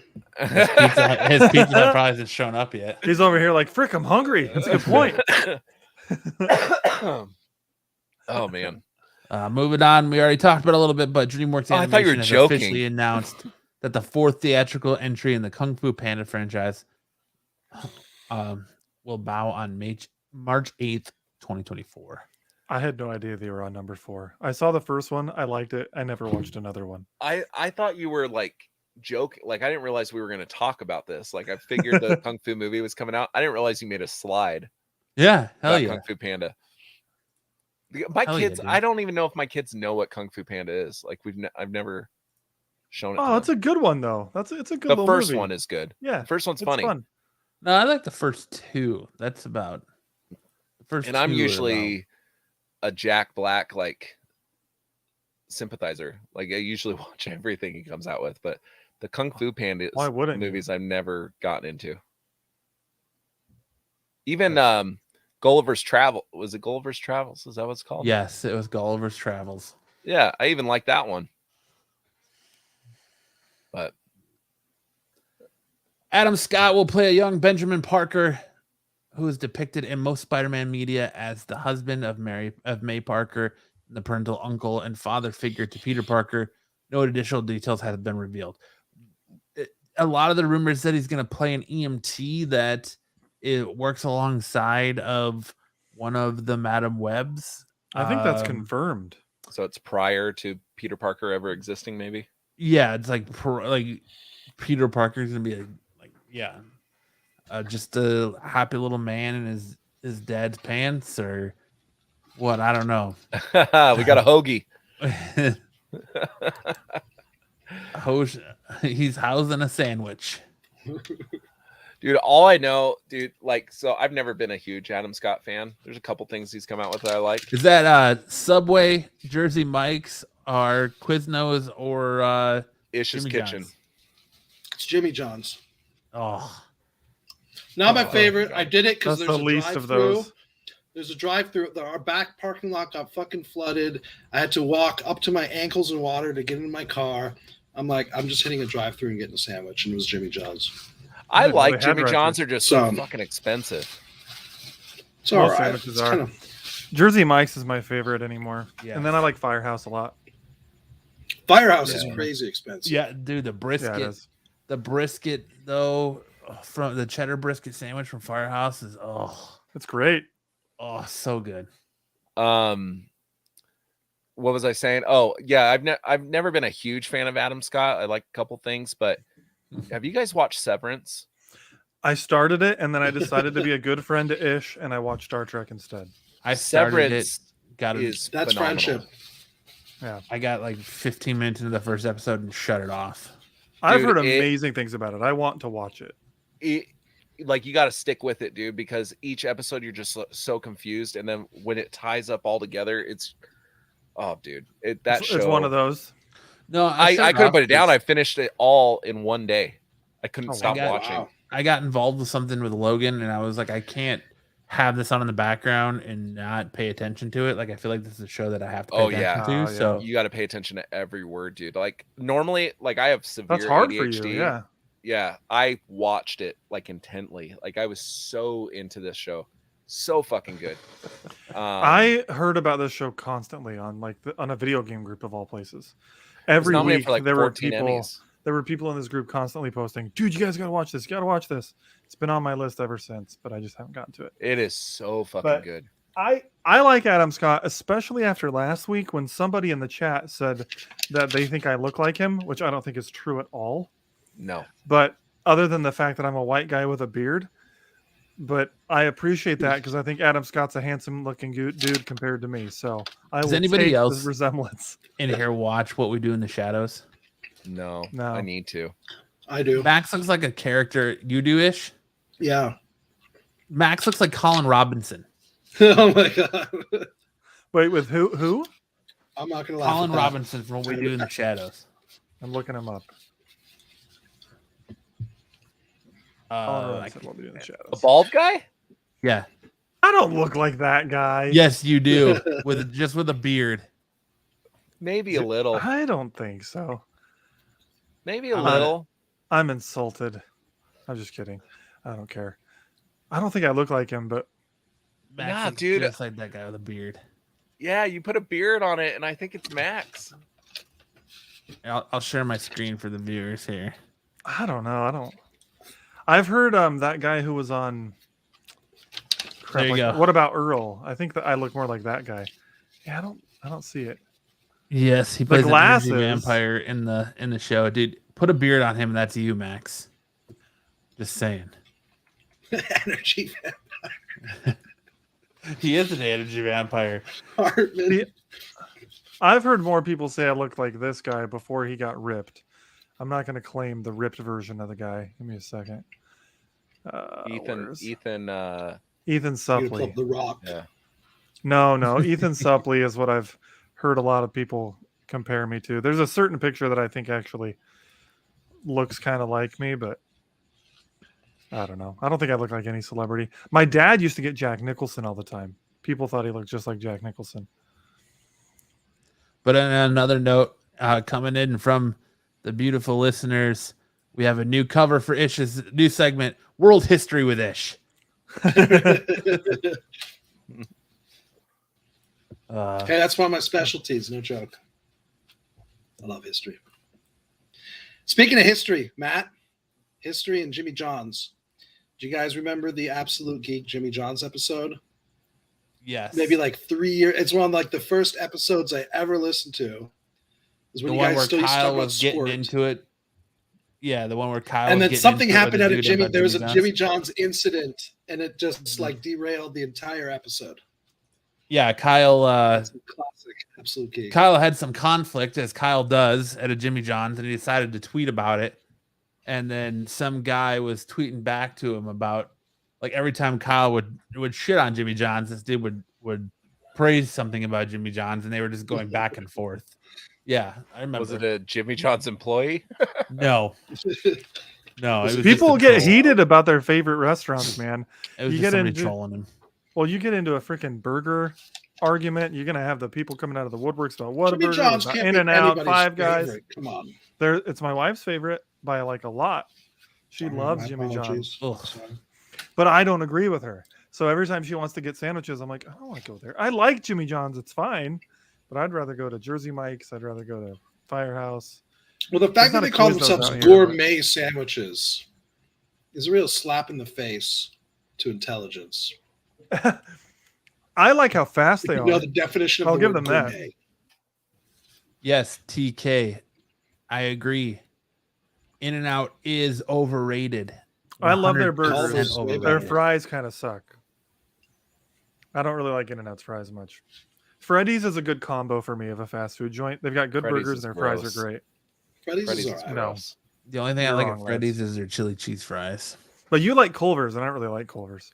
I love Culver's. Oh, The only thing They're- I get from Culver's is a good cod sandwich and cheese curds. Their cheese curds are pretty good. Is a good And their- BM. That's what And I their get. ice cream's good. Hey, sometimes you go to places just so you can Good have that. VM. You just go Yeah, to you some go place there so and you you're can have you're the eating- pleasure of that You're good eating VM. red meat, you're eating custard, and you're eating cheese curds. What do you think happens? Dude, I go There's to consequences. I go to Dunkin' Donuts just to get a good BM. My problem with Oh, Freddy's- we're getting hello. invaded by the Russian bots. It's all Oh good. my I gosh. Dude, got 'em HD, XYZ, best adult dating Wait, site. you deleted it before I could click. Yeah.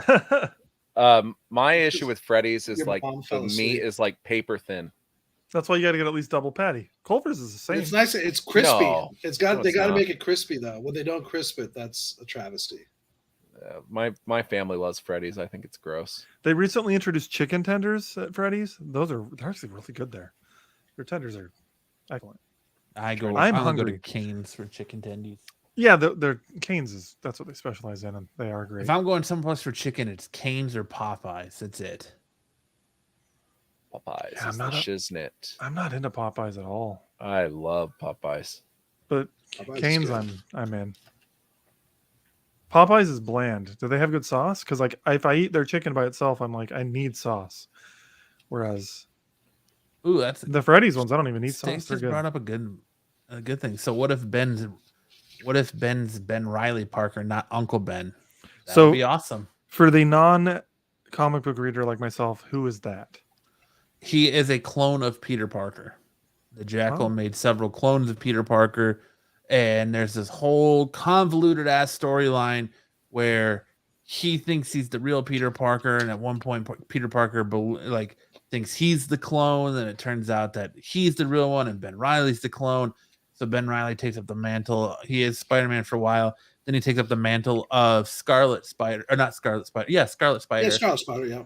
And then the Scarlet Spider later becomes Kane, an unstable clone of Peter Parker. So yeah, it's just this whole like giant convoluted storyline. I think it's more likely he's Uncle Ben. But Yeah. So That could Peter be Parker's cool. gonna have to be like a baby then. Yeah.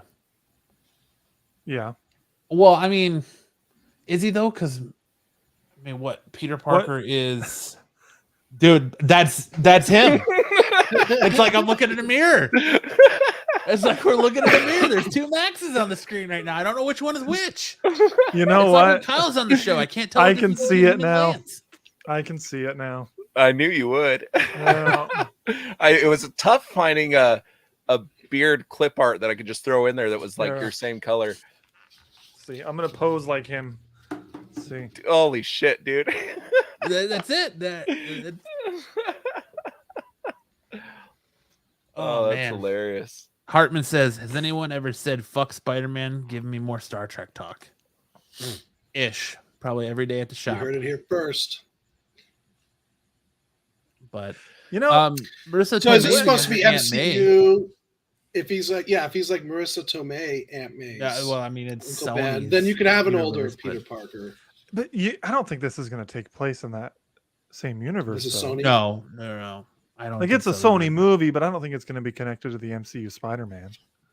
I mean, we pretty much got the confirmation that Uncle Ben doesn't exist in the Marvel Cinematic, the MCU version of Spider-Man. That's not true because his monogram was on the luggage. I feel like Madam Web but is like, I feel like it's connected, but it's not. Like Madam Web is going to be kind of like their Flashpoint paradox. You know what I mean? Where they can have a whole bunch of different storylines playing simultaneously. You know what I mean? Well, I think Madam Web is just their introduction to the Spider-Verse that they want to build. That their massive crossover that they want to undertake between Spider-Man, Venom, and bringing all these other Spider-Men in, and yada. I'm still wanting this Andrew Garfield Venom connection. Yeah, but I think that this has to happen first in order to get that. Does that make sense? Does it if they already exist in the same universe? I guess. I don't know. But maybe they don't. So can someone give me a quick Madam Web 101? I can't. The only thing I've watched with Madam Web was back in like the 90s with the Spider-Man cartoon, and it's been so long. I don't really remember anything. Like, what's her deal? You should remember it all from the cartoon, man. I don't. You don't have to give me one. I'm just, if there's other listeners like me that aren't as familiar with Madam Web, I just figured I'd ask. I mean, you guys gotta watch. You can rewatch the TV show on Disney Plus. Well, okay. I was already. You not know how to it. explain it, Matt? Huh? Do you not know how to explain it? So she's a character that's sort of like a fortune teller. She's connected to a life support system that resembles a spider web. She's kind of like the all-seeing, all-eye, like protector of like the, I can't remember what they call the web. That what's it that they call the web that she protects? Ish. The web that she protects. Yeah, she's hounding like a sandwich. He can't talk right now. Yeah, I can't think of like the name of like what it is she protects. What's up, Lopez? Darth? But yeah, she's kind of like a future seeker, or well, she kind of sees the future. It's been a long time since I've really delved into the character. Yeah. I mean, it's like, you don't. I'm using you like a comics encyclopedia. It's not like you have to know everything about every character. Web of lies. Yeah, she's this mutant who possesses psychic sensory powers, including telepathy, clairvoyancy, and the ability to sense the presence of powers in others. She can also perform psychic surgery and appear to others in spirit astral form, as she's gifted in a gifted intellect. But I can't remember the fucking name of the web, like what they call the web. I'm trying to find it. I can't find it. If it wasn't housing a sandwich right now. If anybody in the chat can drop it, but yes, Hartman. Meanwhile, Batgirl is canceled. Yeah, when I heard this movie was announced, I'm like, wait, what? Why? All I know is Sydney Sweeney's in it, and I'm here for it. Yeah, I think she's ugly. Oh, dude, she's got tickle bitties, but her face. Are you straight? I'm very straight. I've seen her naked in Euphoria, and as well as good as her body looks, she just always looks like she's tired. She always looks like she's tired or she's bored. I think she's a better looking version of what was the girl from Mean Girls? I think Amanda Seyfried. Yeah, Amanda Seyfried. I think she's beautiful. Yeah, I like the bug eyes look. I never saw it, yeah. But I think Sydney Sweeney, dude. She's hot, dude.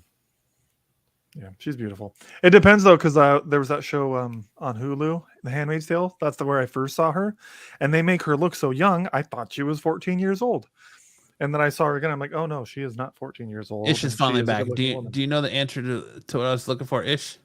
What was that? The name of the web. What do they call the web that Madam Web protects? The like spiritual web of all the universes. I'm sure there's somebody screaming it at me right now, and I just can't. Well, it's interesting. I don't know. Hopefully the movie's good. Maybe they can make something really cool by introducing Madam Web. Well, I mean, it's like the first connection to alternate universes and alternate timelines and alternate realities and future seeking, and Is it? Well, I know that the Spider-Men are totems, the spider totems, and that's what like kicks off the Spider-Verse stuff. But I don't think that's what the Destiny. The web is called. The Great Web. Called the Web of Life and Destiny. Is it the Great Web? That's what I'm reading from Nerdist. The Web of Life and Destiny. I just said that. Yeah, I know. I was just reaffirming what you said.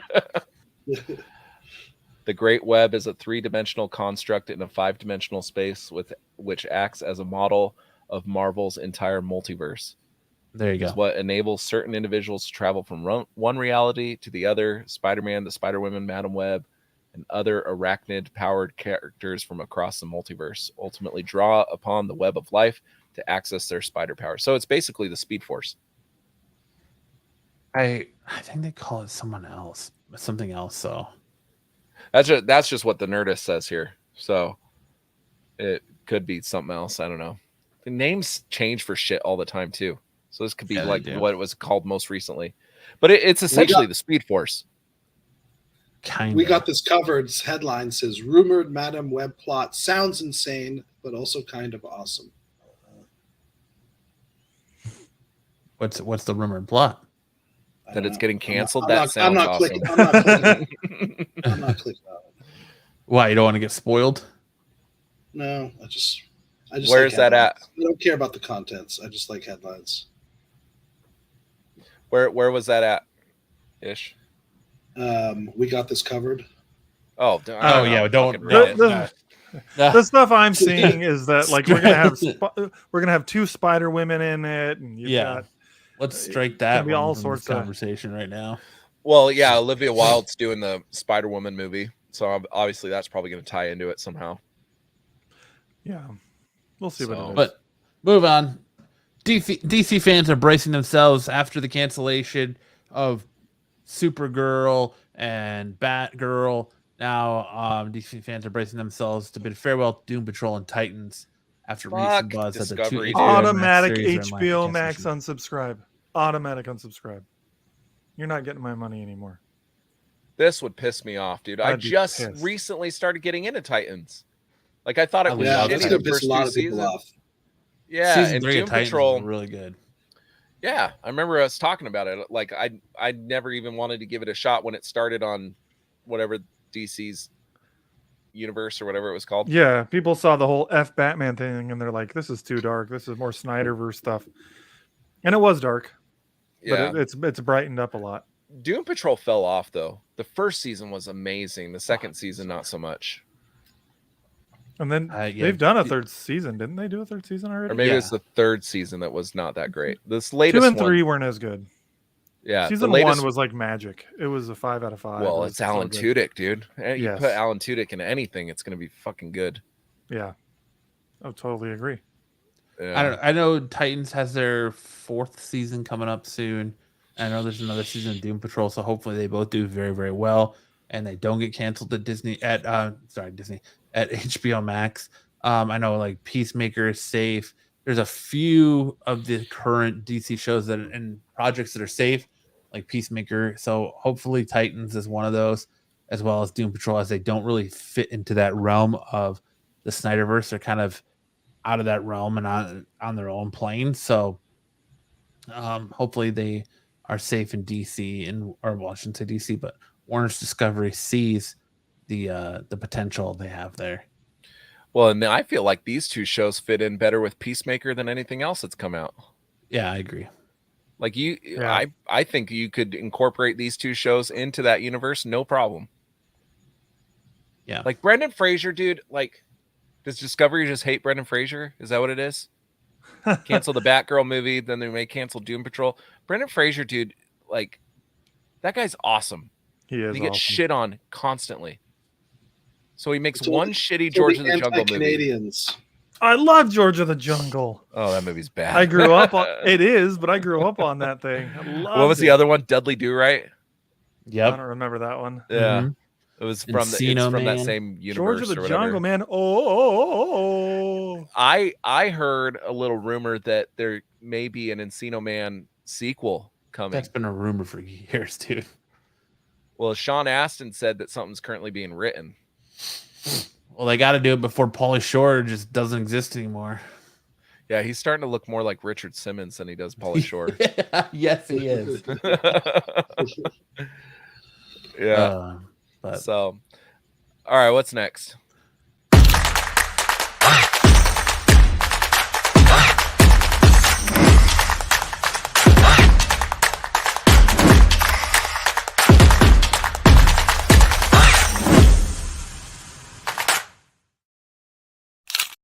yes, it is that time where we scared review. the fuck out of me, dude. Me too, dude. I literally jumped. Where I we was like, review what the fuck is happening? movies and shows. And we're gonna start off by our review of the 5-episode I Am Groot. 6 minutes each episode. Yeah. Disney really makes you They're- hunt for these on their they're- platform. Yeah, because they're just a bunch of shorts. I don't like the way they did it. It was hard to find them all. I only watched 2 of Yeah, them. why 'cause not make it a TV show? You could go to Groot and then watch them all in succession. You have to go fucking hunt for these things. Yeah, you do. I liked didn't it. know I this mean, I dropped. really liked I Am Groot. I thought they were adorable.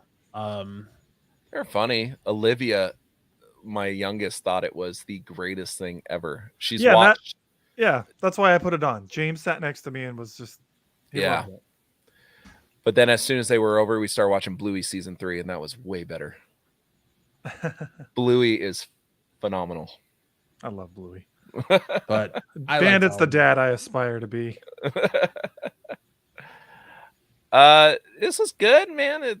I felt like I watched it in like less than 30 minutes. Well, yeah, but Like I it liked- was. Go ahead. Go ahead. No, go ahead. No, I was just saying it was not what I was expecting in the least. I say I liked getting to see like the Groot become like almost like a god to these little people that he found on a rock, and then he accidentally like smashes them, Yeah, and they all that's start funny. attacking him. It kind of reminds me of that episode of Futurama where Bender's floating through space and he finds out that he's got a life underneath him, and they like revolt against him. I like the episode where he builds a bomb in the Guardian ship and Rocket yells at him, and it's really. I like the episode where he finds his legs again and gets pissed off because another plant gets put in his spot. Like, I just thought it was really cute. I have no idea what Bluey is.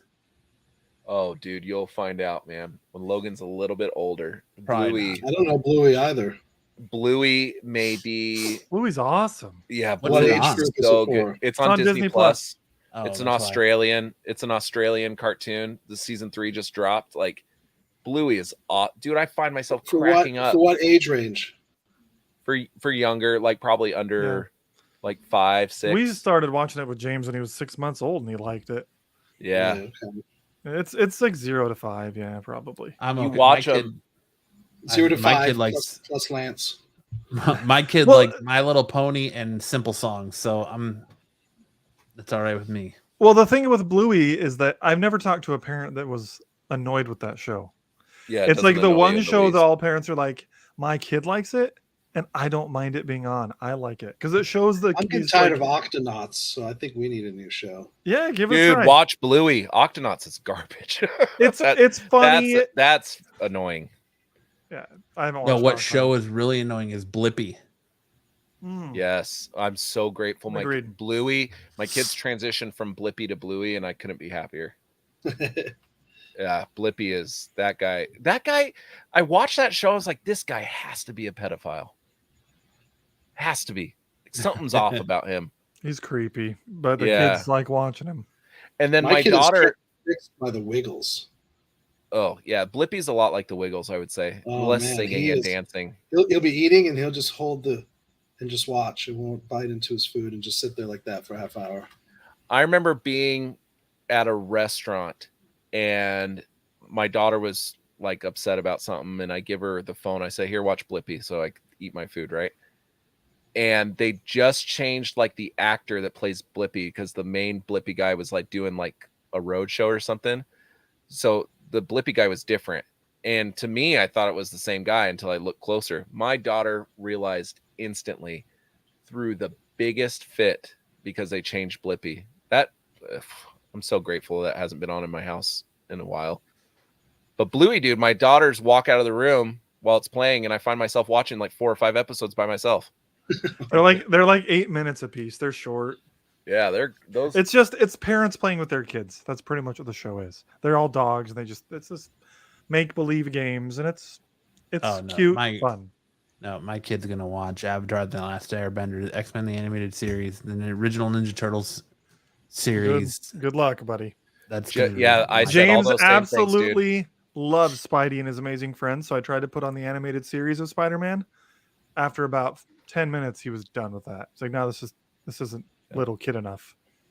No, there will not be any of that shit in my house. My daughter has been bestowed with a badass name for a reason. She's gonna watch, grow up consuming badass content. I hope that works. I hope it works for you. You will see.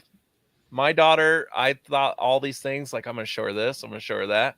She thinks I'm the lamest person in the world, dude. She's right. She's not wrong. I mean, if he doesn't show his kid any of the other stuff, maybe it'll work. They'll find it. Oh, it's gonna work. Yeah, even Darth Lopez. I've tried. It doesn't work, Matt. You'll see, dude. I'm gonna show you all wrong. I'm trying to give Matt hope. I'm rooting for you, buddy. Take it from a seasoned veteran. Don't get your hopes up, buddy. And I say, keep up hope. Fight the fight. But Lance has done 4 more than me, so. Yeah. Although my daughter's into some of the music I like, and that's been awesome. Yeah, you went to the MXPX show with you, and yeah, she loved it. She's screaming at the top of her lungs these songs, like it was great. My daughter's into Kid Rock. I'm sorry, dude. We've been sleep training her, and she's just been going wild. And put on that Kid Rock and Sheryl Crow Picture song came on, and instantly she like calmed down and went to sleep. Isn't it weird?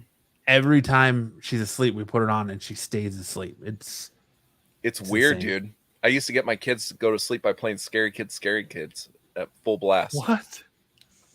Yeah, we have a Disney Lullabies playlist that we play every night for him. He loves it. But it's a traditional what you would go to sleep to kind of music. Well, I'm telling you, dude, now my kids can sleep through a freaking thunderstorm after that. Yeah. Yeah, they love it. Yeah.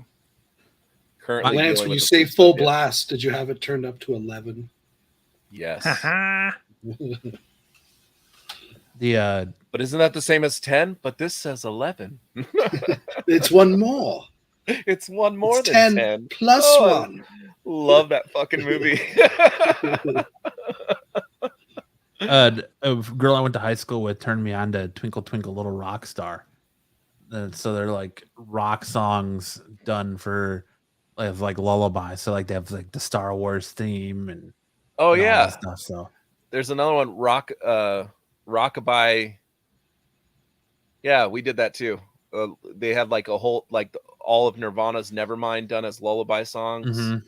All of Green Day done by lullaby songs. Yeah, my kids like that. But yeah, I mean, I would say check out. I think I Am Groot was worth it. It was cute and fun, and like I said, there's 5-6 minute episodes. It doesn't take a lot out of your day to watch. But I enjoyed it. It was a nice little, I guess, break. Yeah, or filler till whenever the next Star Wars or Marvel's TV show starts. So. Next week. What's next week? She-Hulk comes out next week, doesn't it? On the 18th. Days. My thing is that like they kept saying like they put this on their friggin' infographic at the Comic-Con and stuff that it was coming out, like big MCU. Made it seem like this like an event thing that was coming, but it's really they're more like one shots, like but they don't have anything to do with the. I wouldn't even call it a TV show. Well, they do it with the Simpsons too. There's like Simpsons shorts for Maggie and all that kind of stuff. So it reminds me of like Toy Story has all these little shorts. It's just for fun. They probably shouldn't have announced it or made it. Marvel has a bunch on of Disney Plus, little like Ant-Man. All the Avenger characters have little short movies on Disney Plus. Are you talking about like Hail the King and like those one shots? No, like anime. Well, they have those, but they have little animated shorts. I didn't know that. Yeah, I don't think I've If you seen dig those. deep, they're there. Yeah, but they never announced those at Comic-Con. I don't think they're MCU related. They're just like Well, I think animated they little announced movies. I Am Groot because everyone went wild for Baby Groot. So it's just like you're getting to see Baby Groot's adventures, you know? It's Yeah. easy marketing for Yeah. But we'll get into something a little bit darker in Sandman. This show's awesome. Max, have you watched this yet? Not yet. It's You Ish, on. have started you watched it? this yet? Nope. Whew. It is disturbing, some of it. Like, there are a couple of... Max, you know I'm way into horror and stuff, dude. And we should go spoiler free, right, Matt? For the sake of Max and Ish. But I'm care. super into horror and everything, Max. Episode 5, is that the restaurant episode, Matt? It's 5 or 6. I want to say it might be 5. It's one of the most disturbing things I've ever seen. Like it was fucked up. I saw a clip where him and Lucifer are like fighting, saying that I am this thing, I am that thing. This is a very artsy type of show, it feels like, which isn't a bad thing. It's different. It is. It's shot really well. It's very stunning to look at. It does this like I don't want to call it like a fisheye type shot, but like the top half of the screen is like kind of elongated, so it gives you kind of like this dreamy look to it. So their heads seem kind of like big. It's really weird how they shot this thing, like almost through like a fishbowl. Does that make sense? Like through a piece of glass or something. I mean, it does, but I'd have to see it to. Yeah, you'll notice it once you see it. Like it looks really weird, and it makes it look like it's in a dream the whole time. Like it's very interesting. And Which is the point, right? That's Sandman. Yeah. And his performance is really good. I don't know who this guy is. Is he in anything else that I would know? Not sure. But it's very good. And dude, it's that restaurant episode, dude. That I watched that the whole time, like with my hand over my mouth. I was like, "Are you like?" It would have been hard R, I think. Like, if this was like a theater thing. It's very good. I hope season 2 comes out. And the characters in this are just demented. It's reminds me, like, I don't want to say it reminds me. It definitely was a good filler for like Supernatural ended a couple years ago, and then Lucifer was more comical and stuff. Both those are more comical than this. But like that dark type show, like with demonic, evil stuff, there hasn't been really a replacement for those after they left, right? And I kind of felt like this was it. Eric Williamson should read the comic issue for the restaurant episode. It's even I better. heard they tamed it down for the show. Really? Yeah. It got me interested. This is not a character that was on my radar whatsoever. And because of the show, I want to go read the book. Or the books, plural. It got me excited enough to read the He said comics. Sandman issue 6. Yeah. The first episode was a little tough to get through, but by the end of it, I was hooked. But I didn't binge the show. It took me a couple days to watch it. But I really sounds like binging to me. No, like for me, dude, binging is like I'll watch an entire season of Stranger Things in one sitting, like, or normally one show in one sitting. I don't break it up, but this I did. I broke it up over like a weekend. But I enjoyed it. Like I enjoyed it tremendously, and there was a lot of stuff in this. Like there's an episode that deals with his sister death, and like there's a lot of stuff in that episode that. This is like the first show that really like made me uncomfortable at times with some of the things it deals with and some of the things it like dives into, because it definitely dives into. Have you watched The Office? That show makes you uncomfortable constantly. No, like I'm talking like this show dives into people's like dreams and nightmares. So there's stuff with like, there's stuff that hints at like pedophilia and all kinds of like just deep, nasty shit. Like there's like a whole scene where it's like they're at a serial killer convention called Serial, the Serial Convention. So, and people are like, oh, they make the joke of, well, why isn't there cereal? Why aren't kids allowed at the cereal convention? Or why isn't there cereal at the cereal convention? Because it's for a serial killer. People who are got a serial killer. They have like keynote speakers at this thing. Yeah. And they all go by their serial killer name instead of their real name. And it's there's time. This is probably the first show that's really had content that has just made me feel uncomfortable, a little uneasy. But it was a very well done. It was visually stunning. The acting in it is fantastic. Yeah, I wouldn't say there's a weak point at all as far as the performances are concerned. Would you? No, I don't think so at all. I just think, like I said, the first episode, it takes like 2 episodes to really get going. Yeah, the first 2 episodes were in fact, the second episode, it took me like 2 or 3 sittings to like get through it. And then as soon as the second episode was done, I was hooked. Like I don't know. The Corinthian dude might be one of the best villains ever. And I hear that in the future, it only goes up. Like some of the other villains they're going to be introducing, like, are even more crazy. Is that the dude with mouths instead of like his eyes on the mouths? Yeah, the Corinthian. Yeah, that guy. How many episodes is in this season then? 10. 9? 10. No, it's 10. Okay. And they're like an hour a piece? No, like one episode was 30 minutes.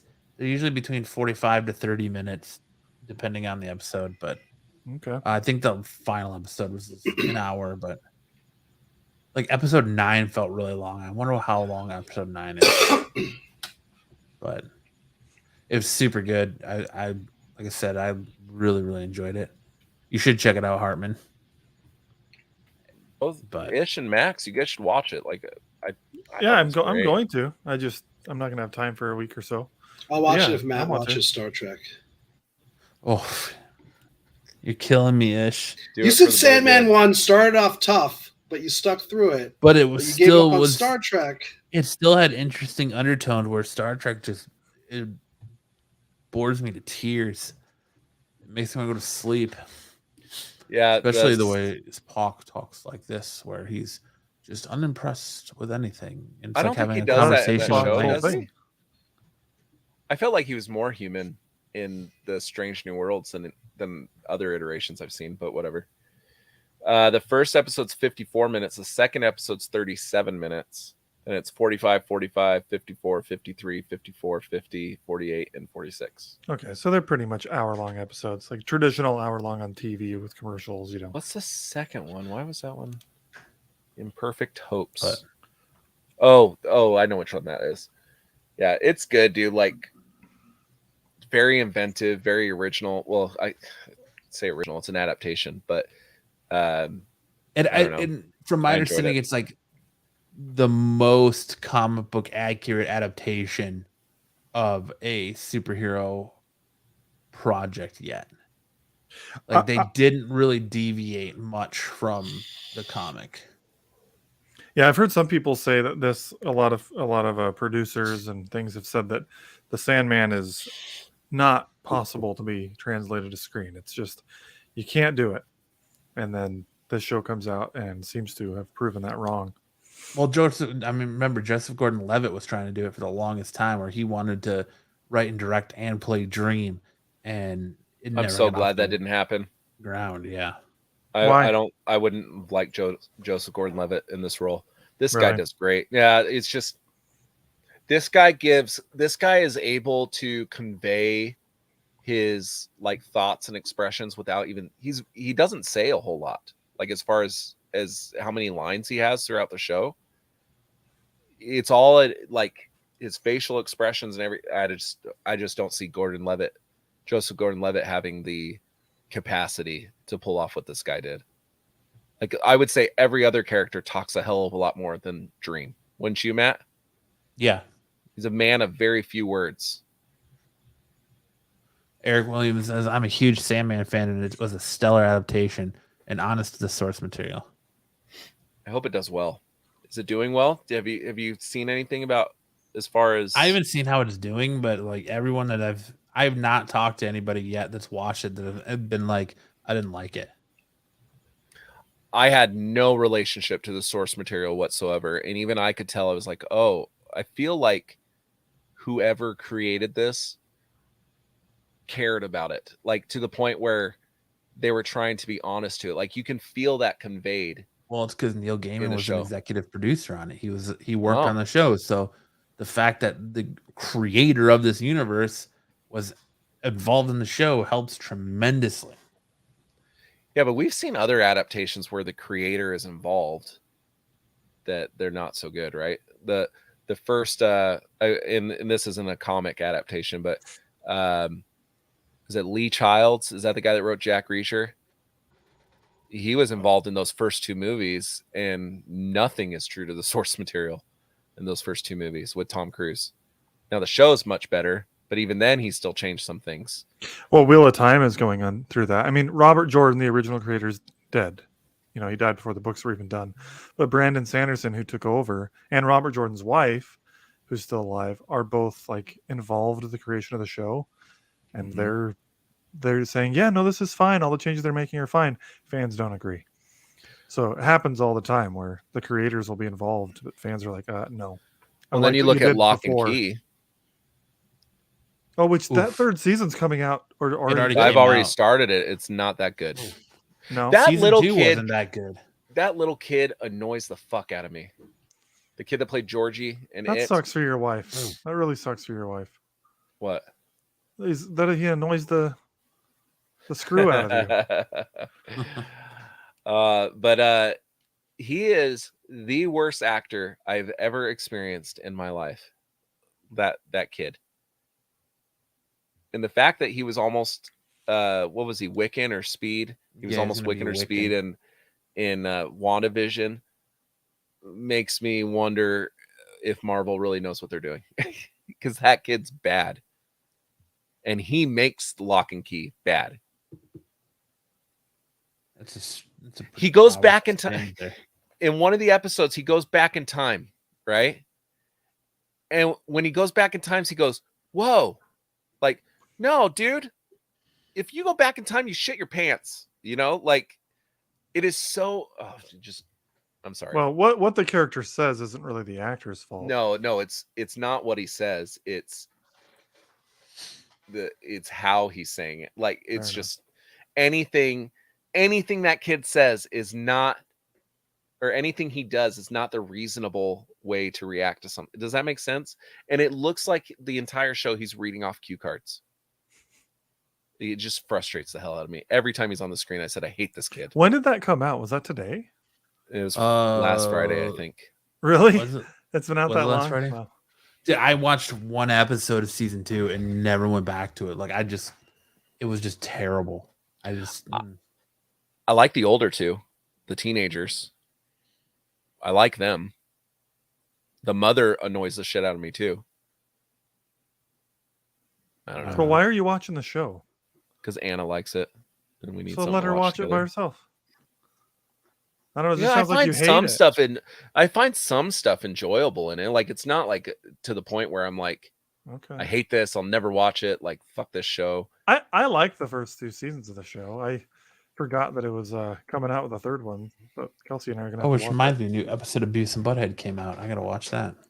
Or are they releasing that weekly? I haven't even started. Yeah, I believe it is weekly. Watch those. I don't know, man. There hasn't been a whole lot of stuff to watch. I mean, together. I mean, my wife and I are going to start watching Never Have I Ever. That's a really good show. I like that one. So that's kind of like not sitcom-y. Like I'm not familiar with that one. Yeah, it's like in its 4th season or something. It's Mindy Kaling created it. Oh, okay. That's on Netflix. It's kind of funny. Okay. Yeah. I haven't watched any of that. And Only Murders in the Building. That show is fucking awesome.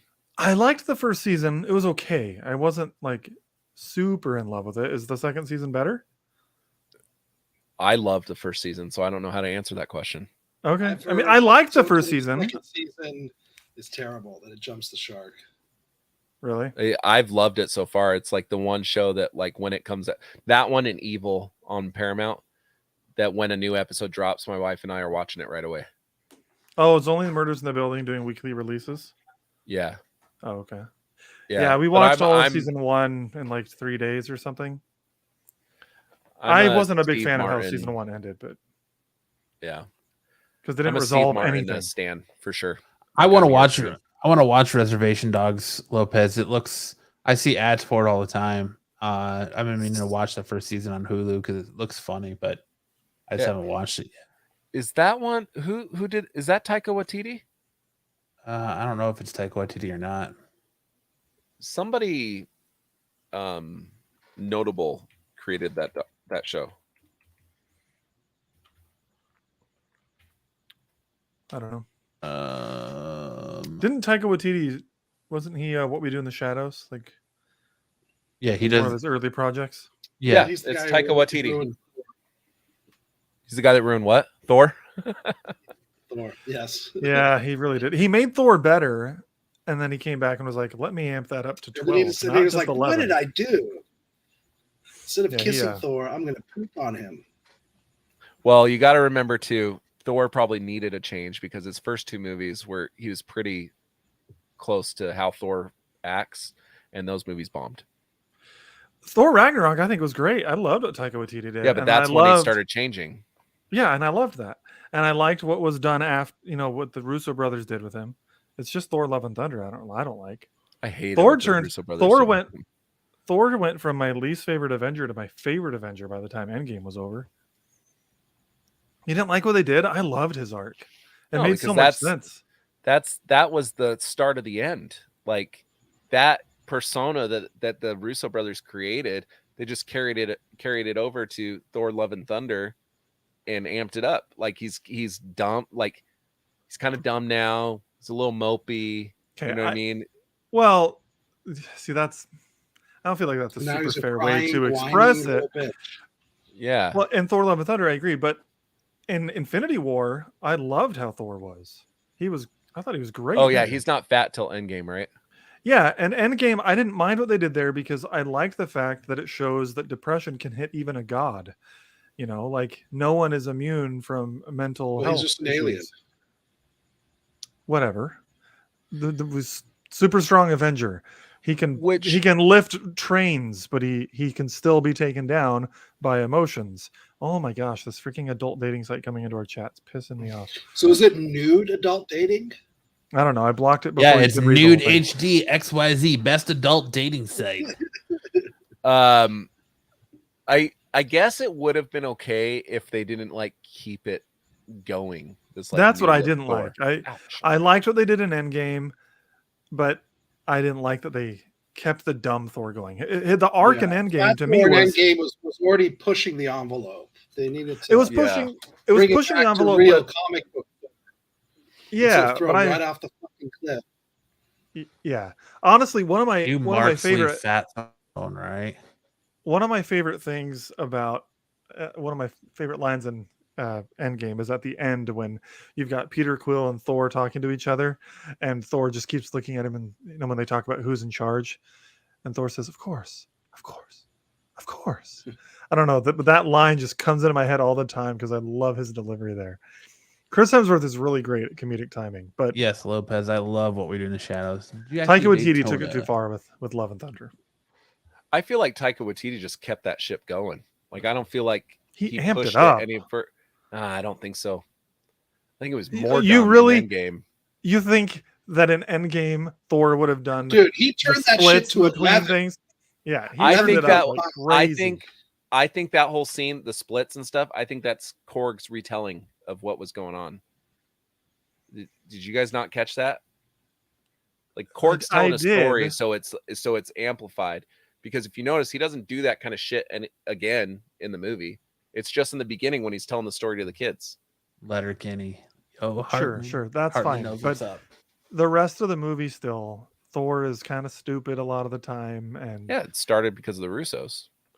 yes, but that was an arc that I was thinking had ended But instead of it ending, Taika Waititi carried it on. And I didn't like They that. turned it to 11. They found Lopez is dropping knowledge. Gore was wasted. Yeah. Yeah, Gore. Christian Bale was one of the best things about that movie, but they could have done so much more. He did a good job with what he was given, but they ruined that. Like that character had so much Arnold potential. Schwarzenegger was the best part of Batman and Robin. Oh. There's nothing really good in that movie, so maybe he's the best of something awful. The best part about Batman and Robin was the credits. Well, because Ish, you know what killed the dinosaurs, right? The freeze? What killed the dinosaurs, Ish? What's that? The Ice Age. I didn't even know that joke, but I started to figure out where you were going. You asked me, I didn't know, so I froze up. Oh. I just say I saved myself with that one. But I'm hoping. Max, were you with us on our Batman episode? I don't think I was. We found a way to put Batman and Robin on a pedestal. I was not there because I would have been very much against you that. found a way. I thought you did not convince me of shit, dude. Everyone, even Corbin was like, fought and fought. Batman and Robin. Yeah. As we established, I'm always on vacation, so I was not on the show. I think we just to get you to shut up, I think we put it at a C. Oh, that hurts. Yeah, I think that's what we did. Yes, if I remember correctly, we put it at a C. I had it at the lowest tier possible. Because it should be. Yeah, that one. And until I pointed it out that if you look at it as a movie version of Batman 66, it works a lot better. No, dude. Don't connect it to the Tim Burton stuff. Can't connect that movie to Adam West at all. Dude, why are we getting into this again? This conversation will never end. You can. The vehicles, everything. You totally can. Is that the one George Clooney? Is that his? Yes. Okay, I can't remember which one Val Kilmer was in and which one George Clooney was in. Yeah, isn't the Val Kilmer one's bat okay. nipples? No, Batman Forever's okay. And the bat credit Batman card. Forever's terrible. Well, I'm just saying. It. I'm just saying, compared to Batman and Robin, Batman Forever was okay. No, because Batman Forever thought it was being a cool movie. It wasn't.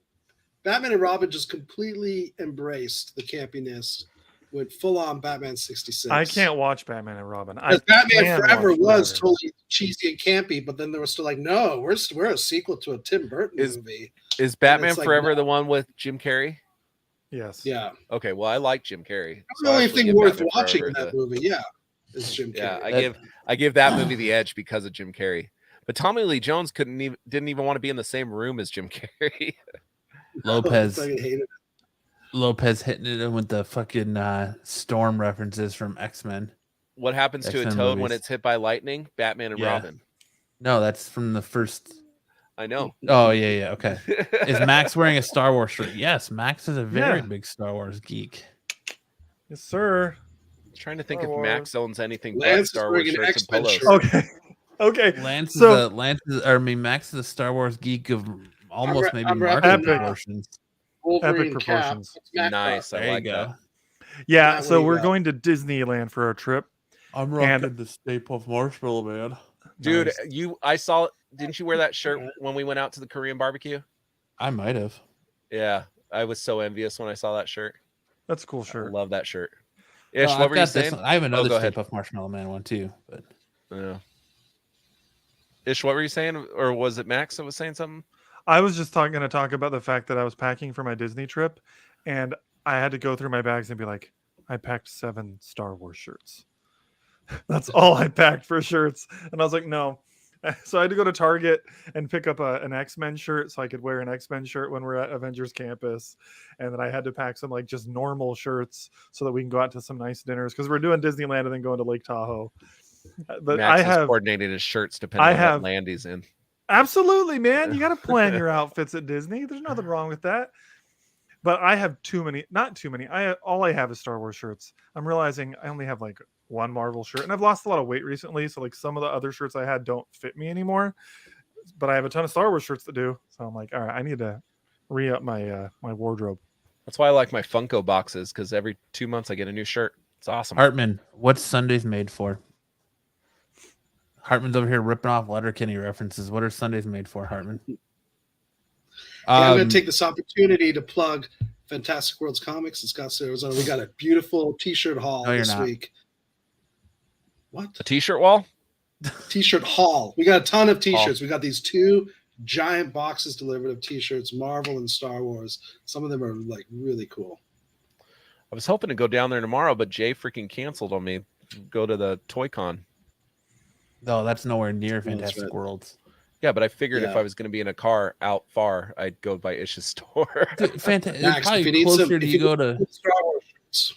It's probably closer to you go to Fantastic Worlds than it is to come out here, because they're Isn't in he on like Scottsdale. Indian school or something? They're in Scottsdale. Takes about an hour. Do you have Spider-Man shirts ish at the shop? We do. I We might have come by. Japanese Spider-Man shirts, Todd I need McFarlane some- Spider-Man shirts, Miles Morales Spider-Man shirts, Lopez wants to know. Venom shirts. Oh, now that Lopez knows you're a Star Wars fan, Max, he says, "Oof, I'm obligated to bring up Plagueis rumors and Acolyte." Yeah, I've heard about that. I don't know how I feel about it. Like, I kind of want to learn more about Darth Plagueis. I think that would be interesting, especially because there's people thinking, well, if Plagueis is in it, then you're going to have young Palpatine. But at the same time, I kind of like that there's all this mystique to Darth Plagueis. And I worry that what might happen is you get the same idea with Boba Fett, where he was barely in anything, and Plagueis has been in nothing other than mentioned. But you get all of this, like, mystique around the character, and then they do the Book of Boba Fett show, and everyone's like, oh, he sucks. He's lame. And he's going to be old. And I worry that Plagueis would be the same idea. Granted, we have even less information about Darth Plagueis. I think there's a book actually about him, but I haven't read that book. But it could be cool. I mean, I'm all for seeing more cool Sith, but I wonder if it's a good idea. Max, doesn't have Plagueis get killed by Palpatine during the 3rd act of Phantom Menace? No. We don't. You just hear about it later. It's not actually in the movie, but the slaying of Plagueis technically takes place. I don't know about that, because Darth Maul was already his apprentice. So, but I would have imagined that Plagueis died before Phantom Menace, probably shortly before is all. Yeah, Darth Lopez, I do need to read that book. I read Star Wars books a lot, but I haven't read that one yet. But pretty much all I've read this year is Wheel of Time, and they're so freaking long, I'm only halfway through the books. So it's going to be a while before I get back to my Star Wars books. Hey, Max. Yeah. If you go to Fantastic Worlds, pick up my Last Ronin book. Well, I'm not going to be going tomorrow or anything. I'm not either. But if I go, sure. We're celebrating. My wife when I'm there. My wife officially completed her master's degree this week, so we're going to celebrate. Awesome. Congrats, Kelsey. With a 4.0, baby. So That's freaking awesome. proud of her. Oh, in the book he kills him. So that's not canon, but so in the book, Palpatine kills Plagueis when he becomes So Chancellor. it is during. So that's where you're getting that ish. Okay. Yes. I didn't realize that. I was right about Star Wars. You were. Hey. You were. All right. You've been right about Star Wars before, like when you said Boba Fett sucked. Yeah, but then he was really wrong when he said Obi-Wan was bad. Obi-Wan was great. Trek. And if Darth Lopez hated Obi-Wan, he's about to unsubscribe. Because I'm sharing my screen. I realize on this little box down here. Yeah, you do that like every week, buddy. You'll share your screen, and then the rest of the show, I can see what you're doing behind the scenes. Oh, so you've seen all my porn? Just kidding. Yeah, that's what I do when I'm on the show. I watch porn on one screen. Tasmanian Devil stuff. Gets me off. Yeah, I know you do. It's got Looney Tunes stuff going on. Sometimes I'm Looney Tunes porn. I question a little bit about what you're watching. Oh man. So, well, all right. Did we? You guys already talked go about through all our Black shit? Flag stuff? Yeah. I touched on it a little bit, like at the beginning of the show with them. I mean, if you want to say any pieces on it, by all means. But like, everybody that does this shit is milking that shit for everything it's worth right now.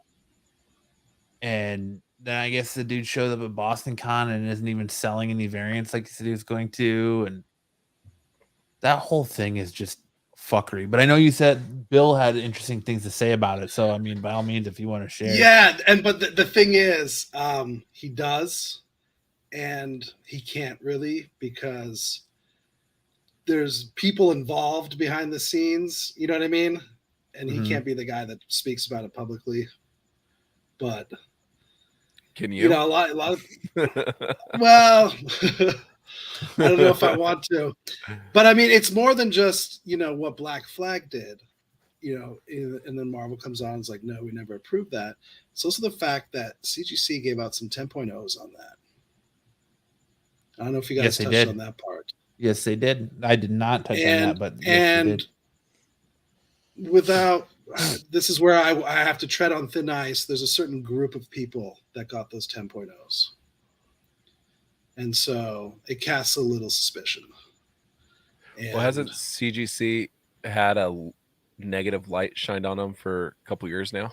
My first thought when this broke out, I'm like, yeah, this is bad. But then again, they did that fucking Invisible slab, the Bad Idea comic, the Invisible comic, where they literally issued blank, an empty slab with a 10.0 grade and blue label. So I'm like, if you've already doing like stunts like that, then yeah, this one kind of falls in line with that too. That it's not something they didn't realize. Yes, Hartman, I have seen Jersey. Their job is to recognize a comic, if it's real and the cover is legitimate, to approve the legitimacy of a comic. So to give a comic legitimacy that's completely illegitimate, there's like a big integrity thing now. Well, so I want to know, it's a very bad look. From someone else who's familiar with the situation, as someone who works at a shop, what do you call this book? Is it a counterfeit? Is it a variant? What do you call this? No, it's not a variant because a variant would have to be approved by the publisher. So I like what they did. I don't really have a problem. You could take comic and do whatever the fuck you want with it, a staple, whatever, change whatever. And if you sell it, someone likes it and thinks that's a cooler version and wants to give you money for it, that's all fine and dandy. I have no problem with that. It's the fact that it was given legitimacy by companies whose sole job is to legitimize collectibles. That's a big problem. Well, the other thing that kind of bothers me with it though too is like, so CGC came out and tried to explain why they gave it a 10.0 and why they graded it the way they did. Because the big thing was they were grading it.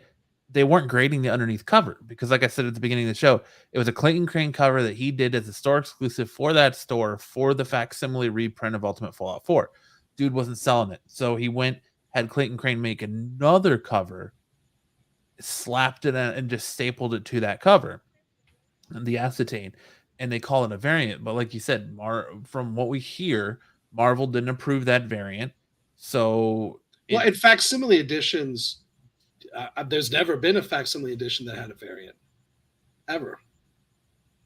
If someone in the chat knows of one, Shower Boy says I prefer laminated comics, so I can let me know. But facsimile editions are of famous comics, and a facsimile edition they only make one. There's no variant to it unless they do a facsimile edition. So they do though, because like Dennis Barger from Wonder World's Comics, he got the rights to do the facsimile with a variant cover for Ultimate Fallout 4 that came out when that book released. It's the one where like Spider-Man's shooting his web and there's a bunch of different like people behind it, or Miles is shooting his web and there's a bunch of people behind it. And that was like a facsimile, like store exclusive. Yeah, that was his like facsimile store exclusive. I'm trying to remember who did the cover. I think that's really weird to treat reprints and facsimile editions like this. Like it's the Djevic variant. Have you not seen have you not seen it? I have not. Here, I'll pull it and share my screen. Here you go. So it's the Djevic variant. So it's like Miles in the middle, and then. Oh, that's cool. And that's not approved by Marvel? That one? No, that one is. This one is. Okay. So Dennis Barger at Warner Bros. Comics got the right to do this cover as the facsimile for his store exclusive. So that's fine. So the issue here is the Black Flag one.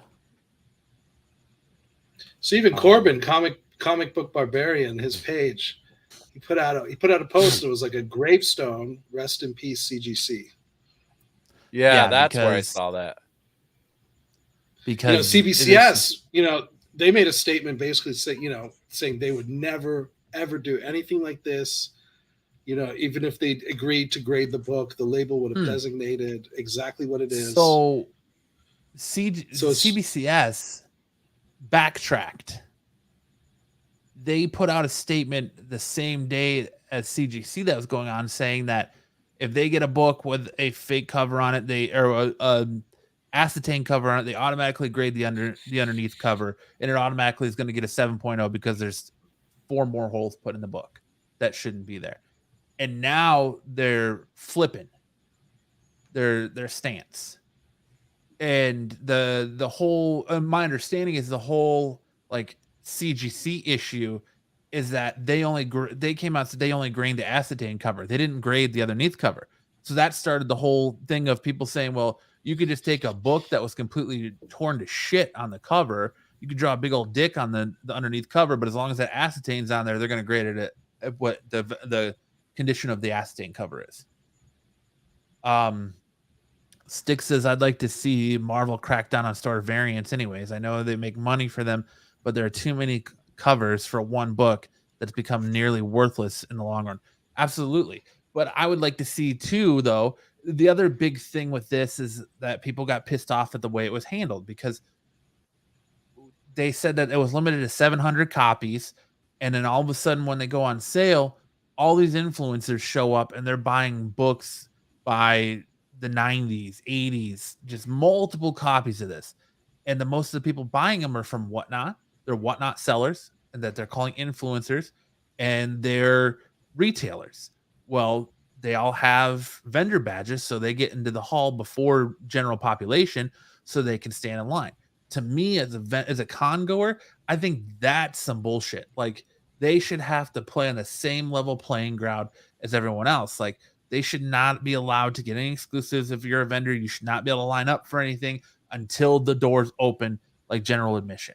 Like, you shouldn't be able to be standing at that booth when doors open. That defeats the purpose of you going to the convention for exclusive shit only at the convention.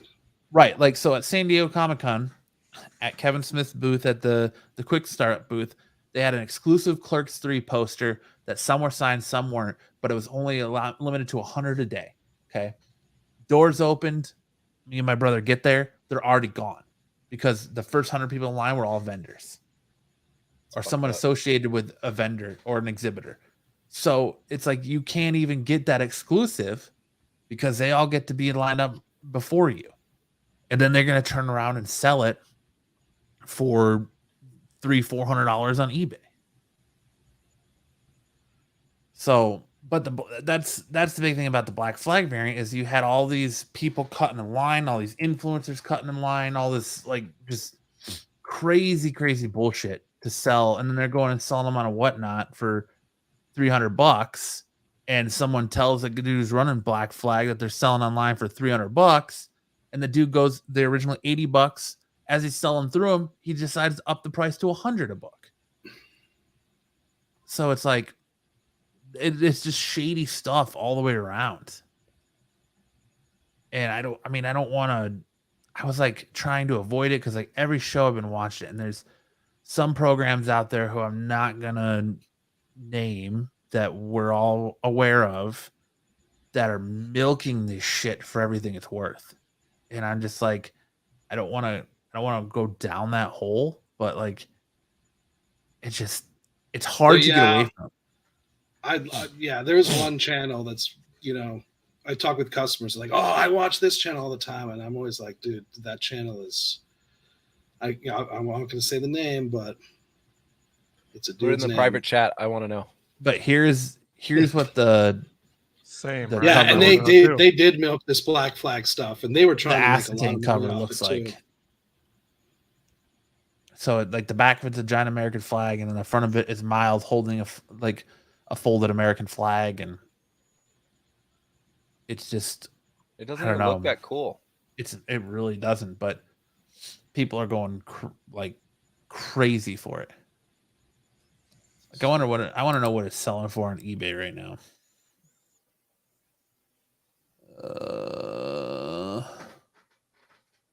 Did you put it in the private chat? Flag UF4.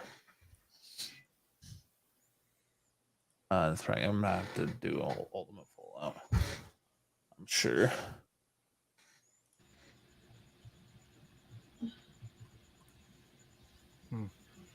Ultimate Fallout 4. So oh my God. If you have this book, sell it. Don't buy. I'm a double-edged sword here. If you have this book, sell it. Don't buy it though.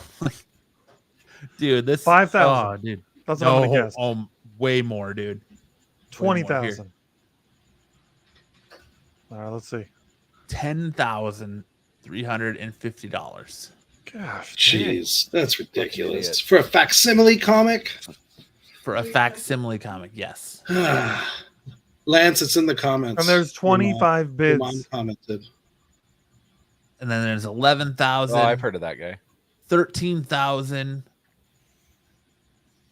This is insanity. I mean, this is just started for $124,000. So see, is the go basic idea, in there and look at completed sales. So is the basic idea here that somebody created a new cover? Like, so they did the art, this person. One guy got it for $375. And they stapled it onto a fake version of a comic book. Yeah. So, I mean, that's his original cover. Oh, so this isn't even a real comic book? No, it is. No, it's a facsimile edition. Yeah, it's like a reprint. It's a reprint comic. Yeah. Some guy sold it. I think this is the fake one. $23,000. I think this was come out to be a fake bid or a fake bid.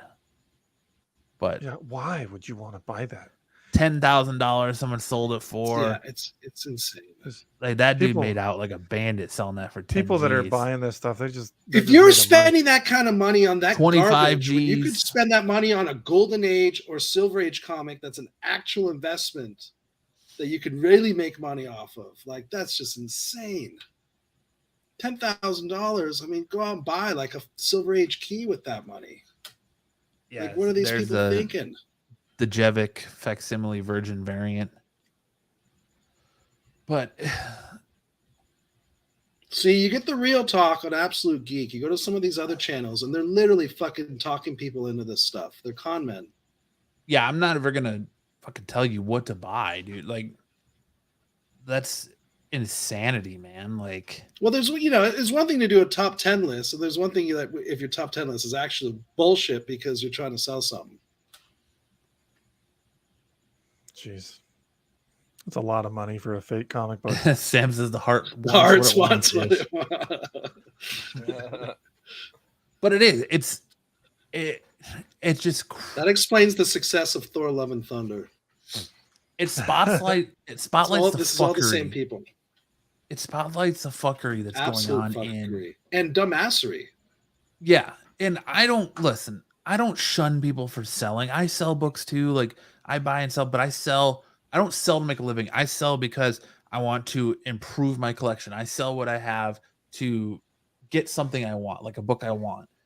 And I don't just go to selling to shill out to buy more books to sell. Like, that's just not who I am. But if that's what you do, that's awesome. But I mean, that's what I do for a living. Stuff like, yeah, but you do it at a retail store. But like Whatnot, even though I sell on Whatnot, and Whatnot is a dope ass site, it can do good. Right now, it's really, really, really hurting this culture or community, if you will, because like I'll tell you a story. So at San Diego Comic-Con, I about got in a fight with a guy. I can't remember if I told this story on the show or not, but No, I've never heard this. No. Tyler Kirkham was doing a signing. I had 2 books, the guy that signed the poster. I had 2 books to get signed by Tyler Kirkham. There's an old story that Kyle told in the podcast many years ago when Stan Lee was here about us standing in line waiting for Stan Lee to sign some stuff for us. We were standing there for about 2 hours. We get to the front of the line, and as we get there, Todd McFarlane shows up, talks to Stan. Stan gets up and leaves for an hour and a half. When we were next to him, didn't say a word. So I'm standing in line at this Tyler Kirkham signing at San Diego, waiting to get my 2 books signed. And the only reason I'm getting them signed is because they're Whatnot exclusives for Invincible 1 and 2 of Omni-Man and Adam Eve that have Absolute Geek on the back of them because they sent them to like the top original people to sell and whatnot. So Absolute Geek's on there. So I was like, that's so cool that a show that I created has the name of it on a comic book. So I was like, I want to get it signed for me to keep, not going to sell. I've never heard this. Yeah, and those books go cool. for mad amounts of money. Oh, that's cool. So I was like, I'm going to get them signed just to keep, not sell for me because of this, because of how cool it is. So I'm standing there in line. There's maybe 5 people in line, right? So the guy in front of me, 2 guys in front of me, he reaches down and he pulls out this box as he gets up there. And out of the box, he pulls 150 copies of 2 different books to get Tyler Kirkham to sign. Kirkham signs all 150. And then the guy paid per book. Yeah, puts away those books, pulls out another 150. Oh, what a douche. Out of his bag. And I go, you gotta be fucking kidding me. And by that time, I've been already standing there for 45 minutes. I was pissed, right? So right in the middle of him signing, someone from one of these companies, Whatnot, whatever, comes up and starts talking to him. Tyler gets up and they start talking about the show that Tyler Kirkham is going to be on that night and for streaming to sell stuff. All right, cool. So then after talking to that dude for about 15 minutes, he finally goes back to signing these guys' books. And I'm getting pissed. I'm like, fuck this shit. I was like, fuck this. And the guy's like, what's your problem, man? And I straight up go, it's you, dude. It's people like you, vendors like you, who are ruining this fucking hobby because I'm here just to get a couple things. I got 2 things I want to get signed. You're getting 150 fucking things signed because you're just looking to flip them. You're looking to make a quick buck. I'm here because this is something I want. I'm going to keep. I just want my book signed and go. Let me go ahead of you. Fuck you, dude. I'm in the middle. Can't you see I'm getting my shit signed? Cool, man. What the fuck ever. He finally gets done and walks off to go fucking air dry his books because he's signing in pet marker. I get my 2 books signed. I go over to this little seating area where they have for people to eat, and I'm talking to Aaron on the phone, and I just get off the phone, and the dude comes up from me, and he smacks my phone out of my hand. Jeez. What? And yeah, and he's like, I don't understand what the fuck your problem is, dude, but you're gonna get your ass kicked. And I was like, whatever, bro. I was like, are you fucking serious? I was like, you just smacked my phone out of my hand. He's like, yeah, what are you gonna do about it? So I stand up and I smack the stack of books out of his hand, and his books go sliding across the floor. And like he's getting in my face, and all of a sudden security comes up, and he's like, the security guard makes the guy leave. And he's like, well, what about this fucking guy? What about this guy? Why doesn't he have to leave? He's antagonizing me. And the guy goes, no, dude, I watched the whole thing. I watched you walk up and smack the phone out of his hand. And you instigated him, and he retaliated. So you're out of here. I was like, That's fuck awesome. yeah, dude. Good. Awesome. But it's shit like that. That's my biggest thing is like, when you go to a convention, that's why they have private signings. You can get people to come sign your shit. Why do you got to do it on a convention floor when people just want a couple things signed and to go about their business? I'm surprised Kirkham would agree to that or not be like, I'll sign a couple of yours, let the next person go, and just kind of work it in. He does. Yeah. I mean, he's getting his money, and I don't know. Was it per signature, the charge? Yeah. It was like $10 a signature. So he's getting a lot of money. So yeah, he's getting his nut, but it's just like, and I don't blame Kirkham at all for it, but it's just like, the reselling market, dude. Like it's crushing this community. Sure, if that guy had $300, there's $3,000 right there in his pocket. Yeah. No, I didn't do a Mexican hat into this book because I didn't want to destroy his shit. But dude, like, if you cross me, I've got a temper, and it just like, don't smack my shit out of my hand, man. Like, Yeah, that's ridiculous. Messed up. I don't think I would have been as nice. I think I would have taken a swing. It's just, it's ruining the hobby, in my opinion. And it's just fuckery like this, dude. Like, I'm all for, like, you want to speculate, that's cool. I'm sorry to tell you that most speculation, if you're trying to get this book now, you're late to the game. And it sucks, dude. It just sucks to see what that kind of shit's doing in this community. Like, I want to see people make their money. I want to see people do what they got to do to make that money, but not at the expense of like a community I love, dude. And that's what this is a community. Like, there's nothing like going to a con and being surrounded by like-minded people. There's nothing but like going in a comic shop and having the conversations you do, you know, about this stuff. But just the people that are in this community just solely to make a buck like that is just like I understand comic shops like Ish's store, like you do it for your livelihood, like that's awesome. And you know, but the secondary we're supplying collectors. Yeah, what we sell, people fill runs. You know what I mean? Yeah, like, absolutely. Yeah, we're obviously there to make money and pay our bills, but one of the reasons we're not online is because we want the people to come in and have that interaction and talk. But your store is like an experience. And know that this book is going to a good home. We say that all the time. The book's finding a good home. Yeah, and people like hearing that. But your store is an experience. People come from far away to go to your store because of the books you guys keep in your case and what you have. Like I seen today, what you guys had you had an Amazing Spider-Man #1 on your your Facebook page. Didn't you have an Amazing Fantasy 15 also? Like, yeah, and annual #1 and ASM #2. Yeah, like the books you guys have in your cases, like they're books I dream of. Like I go to your store just to look because I'm like, I've never seen these books in person. You know, because you go to a con and you talk. Hold on just a sec. You go to a con and you ask the guy to look at it off the wall. He looks you up and down and judges you on your worth and is like, nah, you can't hold that book. You know, a couple of years ago at Phoenix, my brother asked to look at Amazing Fantasy 15, and the guy's like, "You got $20,000?" Dude, I just want to look at the book. Like you're standing right there. I just want to see it. I don't even have to hold it. You can hold it. I just want to see it up close. Like it's that, and that's what I appreciate about your store is that it's an experience to go there because you get to see, even though it's behind a glass case, you still get to see that stuff in person. You know, almost like a museum. Yeah, absolutely. But yeah, that is cool. My biggest thing, like, well, that's also like the catch-22 because when people treat it like a museum, it's like, well, they're for sale. Yeah. But I mean, how many people they just come to look, you know?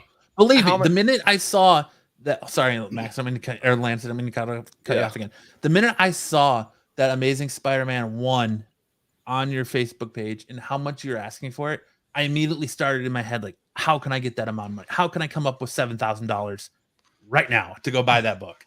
And, you know, I'm sitting there and then all of a sudden, you know, Aaron in the background, we got so many days till our wedding. I'm like, well, fuck. Well, I guess I can't have $7,000 to pay for that book. So, but go ahead, Lance. Well, what I was saying is like, you're selling a book for $7, $8, $9, $10,000.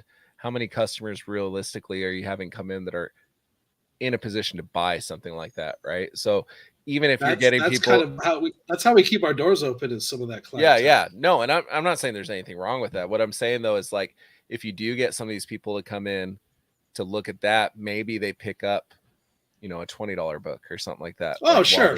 You know what I'm saying? So I think there's a supplement. What I was going to say earlier, I think the biggest difference, because I deal with this in the Funko community all the time. Like you're standing in line waiting for the doors to open to some store because, you know, some con exclusive is going to be sold in the store or something like that. And the guy in line has been there since the night before and he buys like the entire stock. You know what I mean? I think the difference between somebody like Ish or his store and people like that is they're not fans of the actual content. Like they're buying it to make a buck.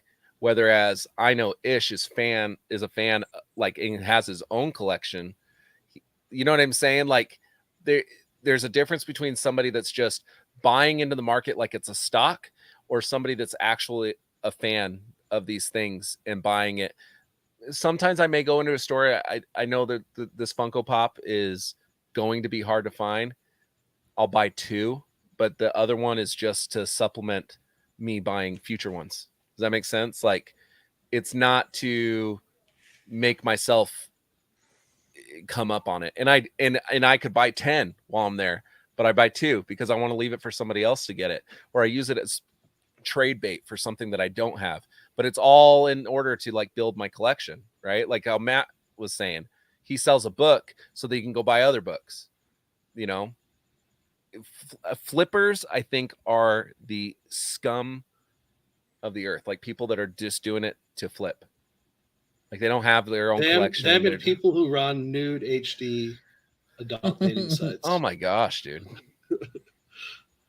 I'm not gonna say that flippers are the scum of the earth, because people, you know, they do what they need to do, but it's enterprise. Yeah, everybody's allowed to make a buck. like, if they can. I just don't like them. If you're selling something for the, you know, to make a little bit of profit, that's fine. But like, taking something and selling it for 5-6 times what you paid for it, yeah, then it's like, you know, all right. And it really is the fan who buys this book just to read them and collect that keeps this hobby going. But there are other people, just like anything in life, there's other people out there that are ruining it for the majority. And I have no problem with people flipping books. I have no problem with any like that.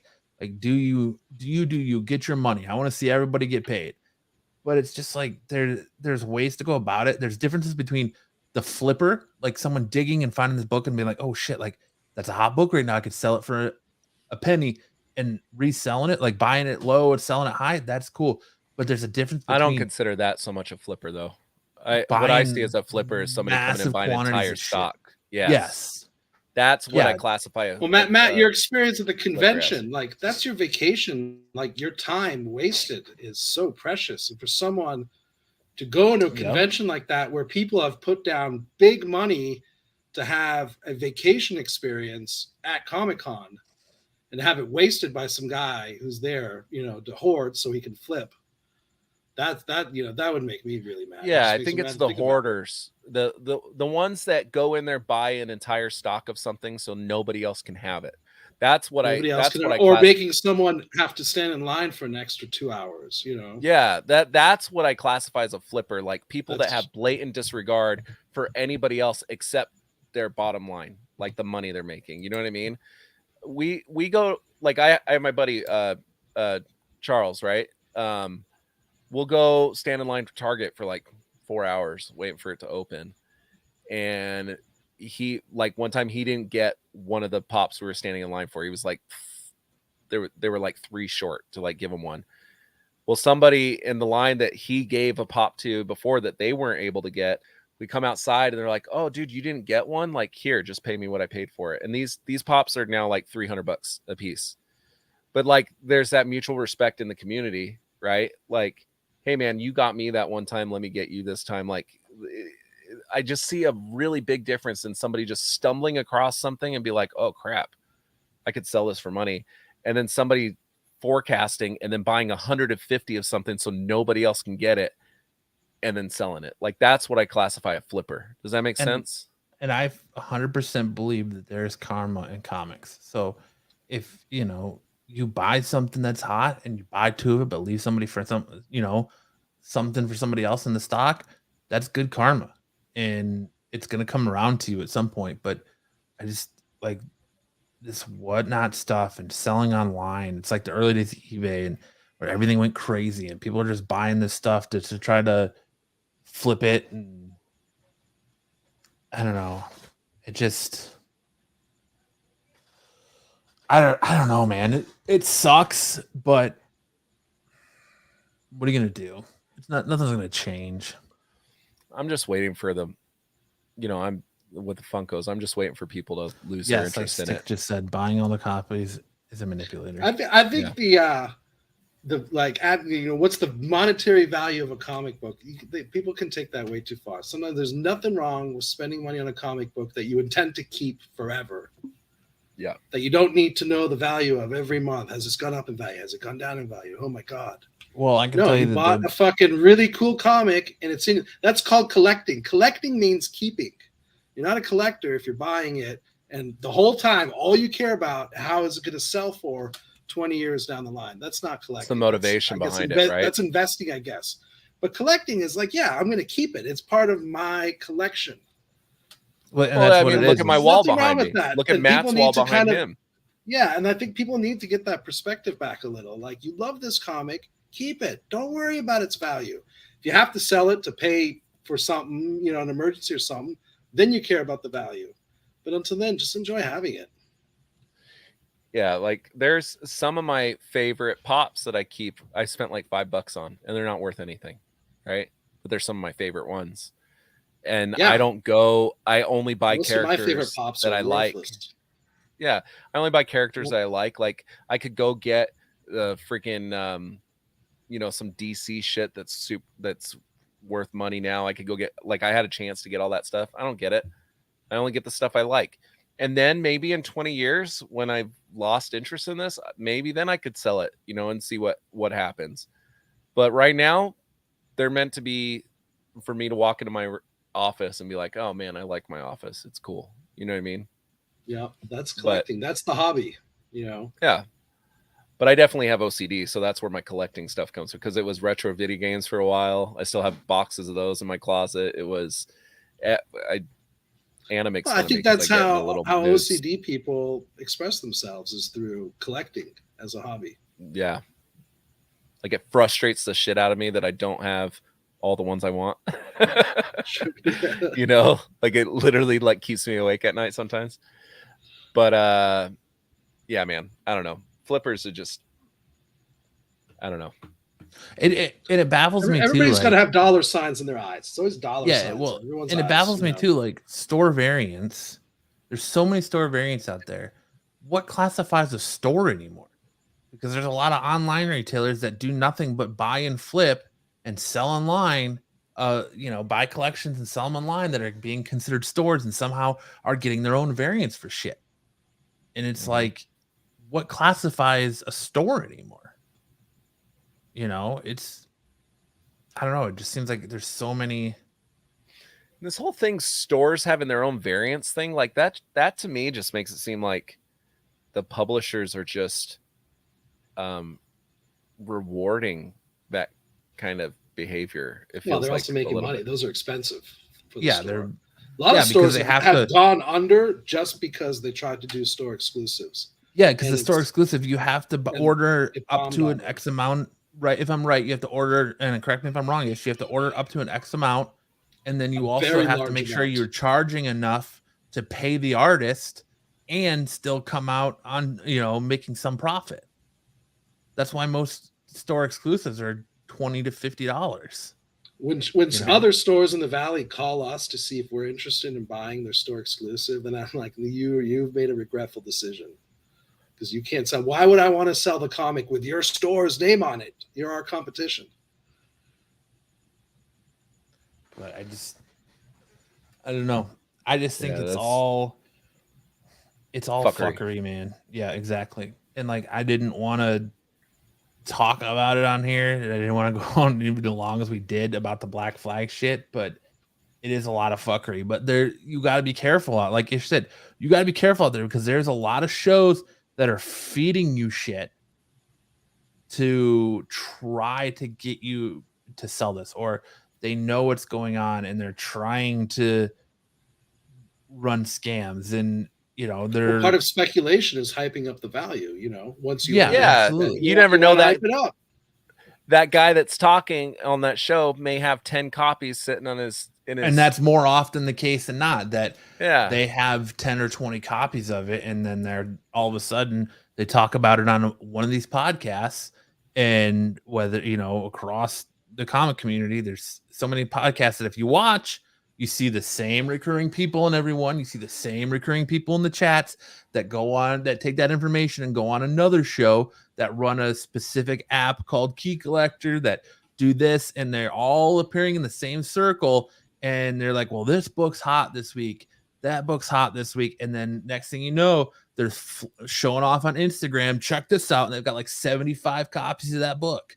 Like, there's more than one person that does it. And Key Collector, nothing against them. It's a fantastic app, but a lot of people use it to do that shit. And a lot of people watch Comic Tom, who is at the heart of all this fucking Black Flag shit, and Gem Mint, and like Nerdy Girl, and just all these whatnot people. And it's just insanity, man. It all goes hand in hand. Like, it just feels like there's so many people in this community that are in each other's pockets that it's like, well, if you talk about this, I can sell this for this amount and rise this book in price. And it sucks for the little guy who's a collector that wants to buy that book, but now it can't. You're priced out of it because someone's like, oh, well, this guy's gonna be in here and da da da da da. Yeah, like Turok number 1.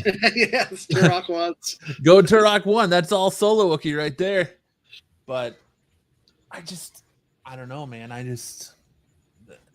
I've never been a speculator. And when I was on Flip Side, we were always told that we had to bring some sort of spec to the table. And I hated doing it. I hated doing it because, like, there's some stuff that's clear spec where if I speculate on something, I'm giving that to you. You can look at everywhere I go. I'm giving you that information that I think is going to happen, but I'm not selling that book. I'm offering you that spec. Yeah, I'm expecting you to be buying that book too. That's the assumption. If you're so into it, then you're probably buying it. Well, I want to buy it. And that's why, like, Turns when I do a top, top, the one selling it. when I do a top 5 list, like, I haven't done one in a while, but if I do a top 5 comics that came out this week, you rest assured, and I'll show you every time that I'm buying those books that I'm recommending. I'm not just being like, well, you're recommending those based on content, not on research. Yeah, exactly. Yeah. But I was preaching from the heavens. Like, if you want to figure out what's going on in Spider-Man No Way Home and you want to spec on One More Day, spec on One Moment in Time. Those are 2 storylines that are running through this movie. But I already own those books. I never bought and I never sold them. Like, I'm a collector, man. And like, there's times where I sit here and I'm like, I'm going to sell my books to help pay for my wedding. And Aaron will straight up tell me, don't. Aaron says, don't do it. If it's something you want to do, that's up to you, but they bring you joy. Don't sell them, and don't feel like you have to sell them just because we need the money. The money will come. You enjoy that. Don't sell those books unless you really want to. There. And there's times where I look around my room, I'm like, fuck, this whole closet back here is full of long boxes. Behind me over here is full of long boxes. I'm like, I am so just surrounded by comic books that I haven't touched. I should sell them, but I can't bring myself to do it. Yep. And it's just, I have, like, again, I reiterate, because I don't want it to be taken out of context. And I don't want people to go using my words against me. I have nothing wrong with flippers. I have nothing wrong with people trying to make their money. What I have a problem with is people who, for a better lack of term, pump and dump. Well, talk about this book. Of people like you. Yeah, talk about this book to raise the price of it so they can sell the 1,000 copies they have of it, and then, make their money, and then they price the little guy out of it. Solo said it a little while ago in the comments that I bought a book off of him and I paid him more than what he was asking me for it. And it was a Amazing Spider-Man 3, I think it's 375, the Spider-Man Venom Gold 30th anniversary issue. And I bought that book because I know what it's worth. And he was trying to give me a homie hookup, but I knew what it was worth for him. I knew what the dollar amount was worth, and he gave me the homie hookup. But to me, it was worth way more because that was the very first comic book I ever owned. And I trashed it as a kid and got rid of it. And I've been looking for that book for so long. And he was doing me a favor by selling me one. So I'm not going to, I appreciate the homie hookup, but I'm going to give him, what I know is fair. So that's awesome. Silas has been trying to sell my stepson for years. Damn girlfriend won't let him go. But that's all I'm saying. It's like, it's just sell it to me.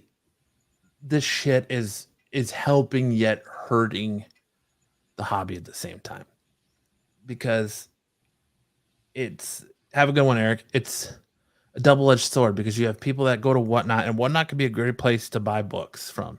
Nothing against Whatnot, but you have people that go to Whatnot that start selling these books, and then they get pissed off because they're not getting what the market value for the book is.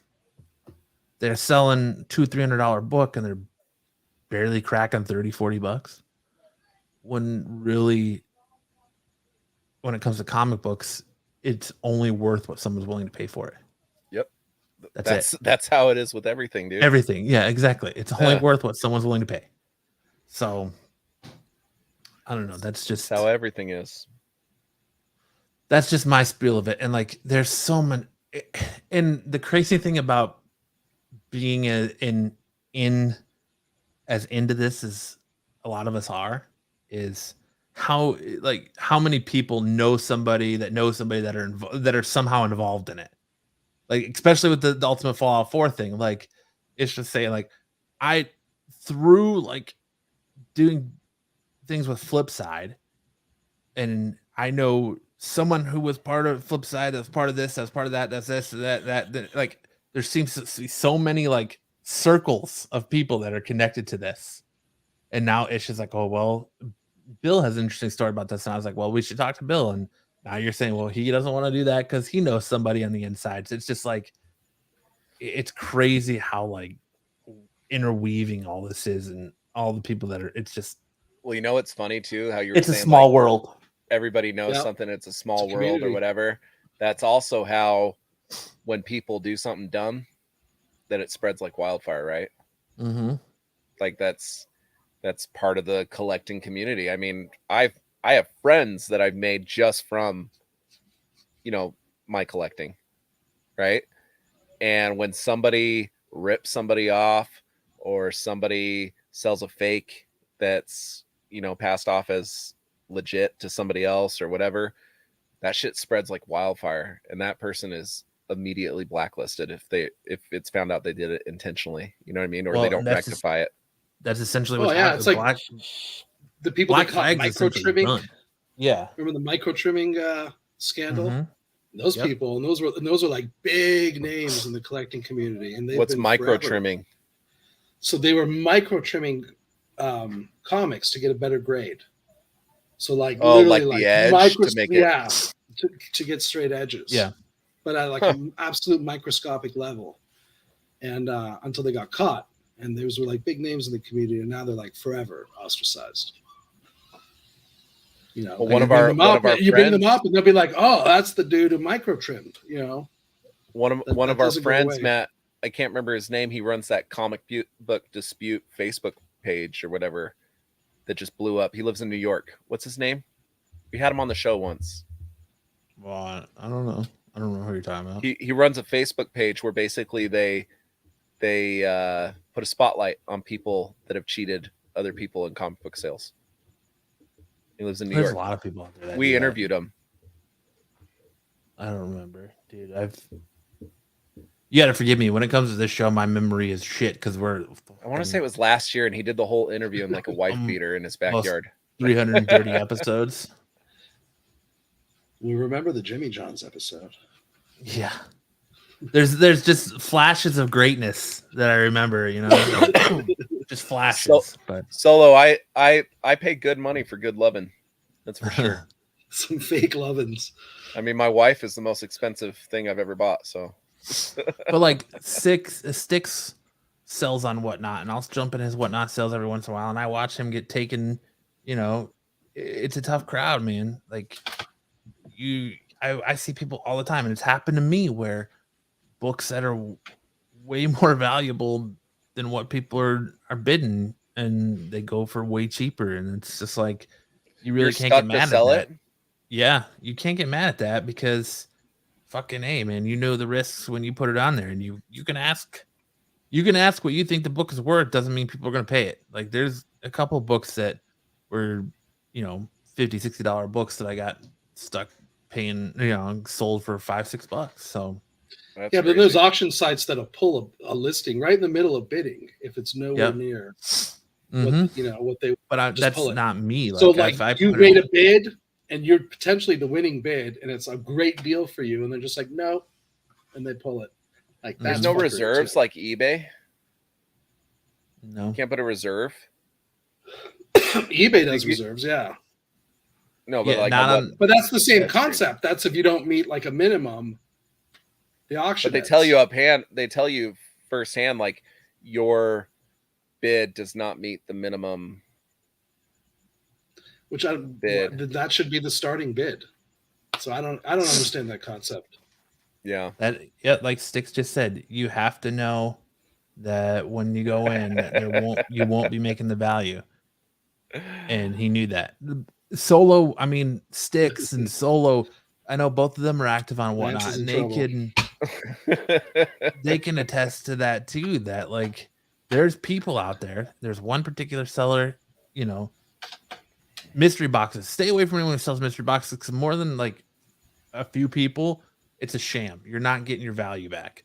That's one. Two, there's people out there that will be like, oh well, this book's going for $60-$70 on eBay. There's a whole channel. This seller dude, he's very active in the community. Everyone knows who he is because he's got a big fucking loud mouth. Goes on his streams and he's like, yo, so this book's selling for $80-$90 on eBay, and the whole shtick of his show is people are fucking price checking him in his stream. So he's like, this book right here, this Spider-Man 300 is going for $3,000 on eBay, and you at 7.0 and price checking, and it's not. And like, well, it was a week ago. It's just like, does he have a lot of subscribers? Yeah, it's I just don't get it. I don't get it. It is at what all. it is, man. But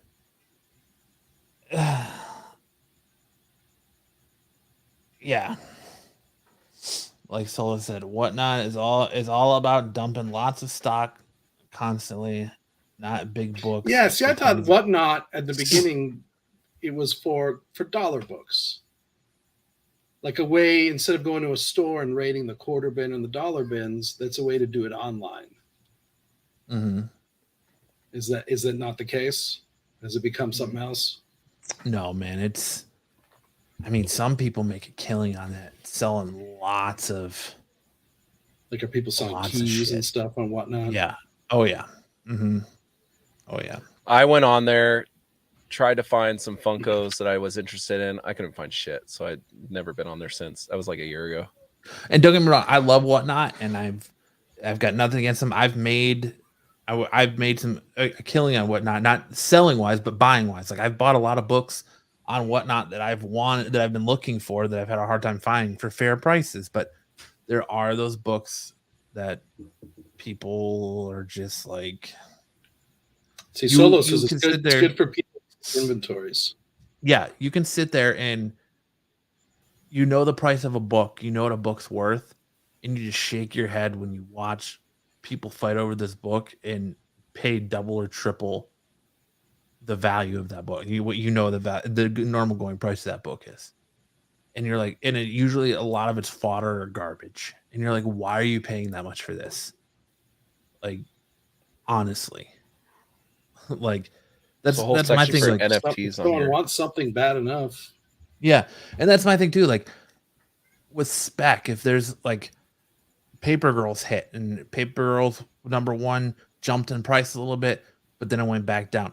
The first appearance of Carnage, when Venom Let There Be Carnage was going, that book was ASM 361. That book jumped in price, and now it's back down.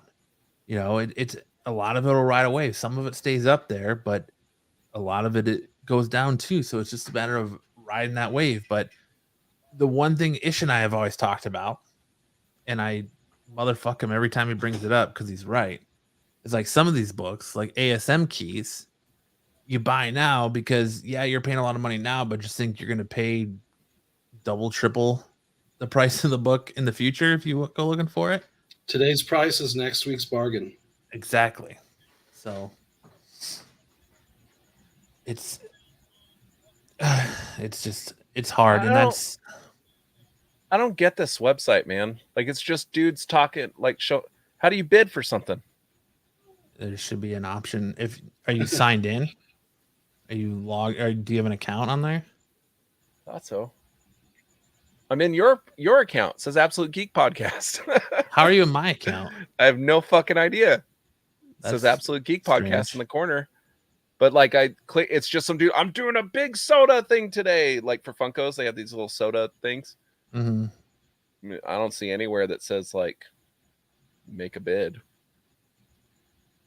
I don't get it. You're gonna have to show me this shit. I'm too stupid to understand it, I guess. But I clicked on 2 videos and was immediately annoyed by whoever was talking, and I backed out of them. I mean, people. Like I said, I can't hate on them, but the only time I feel like I can hate on them is when it's apparent that they're fucking with the community. And when they whip out 300 books for Tyler Kirkham. Yeah, now I definitely have to change out my password sticks. You're right. But yeah, when they whip out 300 bucks for Tyler Kirkham, or, just when fuckery like this Black Flag thing happens.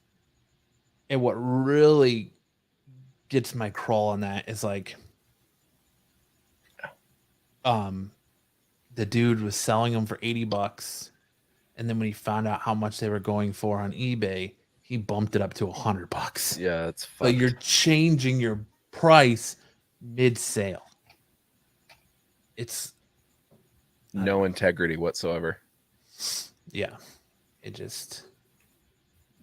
And then and then you just he's burying himself like, oh well, I'm gonna bring 2 more Acetategate covers to Boston, one for Ghost Rider and one for something else, and I'm gonna have 1 line for vendors and influencers and 1 line for general people. And by the way, that fucking term influencer annoys the shit out of me because I'm not influencing you to do dick. You watch the show, I'm not influencing you to buy a book. I'm not influencing you to do shit. I'm just telling you what I like. What I suggest for you to like. Well, not suggest for you to like, but what I suggest for you to check out. And if you do or you don't, that's on you. But I am a content creator. We create content. We come here every week to create content for you to have a good time, to escape whatever bullshit you're going through that week. To help you with whatever bullshit you got going on that week. That's what I'm here for. That's what I do any of these shows for, is to just have a good time with my buddies who are like-minded people, who like talking comics, who like talking pop culture, who like talking movies, and escape your mundane, shitty reality for a few hours a week. That's why I do it. Talk with you guys so I can escape my bullshit. Yep. So, and I've said that's all I got to say about that. But headphones are killing my head. Yeah. Well, we're at 3 hours and 12 minutes, and I just ranted for fucking what feels like 45 minutes on this shit. Yeah. So we ran it on so long for Max just dipped out. Yeah, I figured. Matt, what'd you read this week? This. I checked out Predator #1 by Marvel. I thought it was interesting. It's pretty good. The whole like premise of somebody is wearing the Predator armor who's not a Predator is pretty intriguing. Yes, Prey is the highest. Prey was very good. I enjoyed it. Ish did not. Ish is the only person that I've seen that says this sucks. I have not found anybody giving him any sort of reinforcement. Those thousands of bots accounts just gush. I mean, the Rotten Tomato ratings, like, this is where data. I haven't even looked at Rotten Tomatoes. Fucking like 94%, and the first Predator movie is an 80%. Like, that is just bullshit. Bullshit. Get off my lawn. Totally get off my lawn. Get off my fucking planet. The first Predator movie there is no way this is 14 Rotten Tomato points better than the first Predator movie. 94%. It's complete hogwash. I'm sorry. Yeah. I enjoyed it, but I haven't watched it yet, so I that's one thing if you enjoyed the movie, but this insistence that it's better than the first one, I think is. I don't think it's better than the first one. It's fucking well. That's the Rotten Tomatoes score that everyone holds as Bible. Well, you have to consider, right, that you were alive when that movie came out.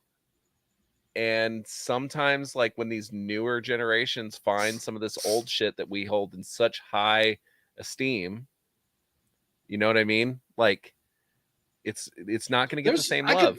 You know how many movies that were made before I was born that I hold in the highest esteem? Yes, but I'm not buying your argument on that. We appreciate that. Well, the kind of people that are posting shit to Rotten Tomatoes, like, have you ever posted to Rotten Tomatoes? Because I don't post Rotten Tomatoes. Yeah.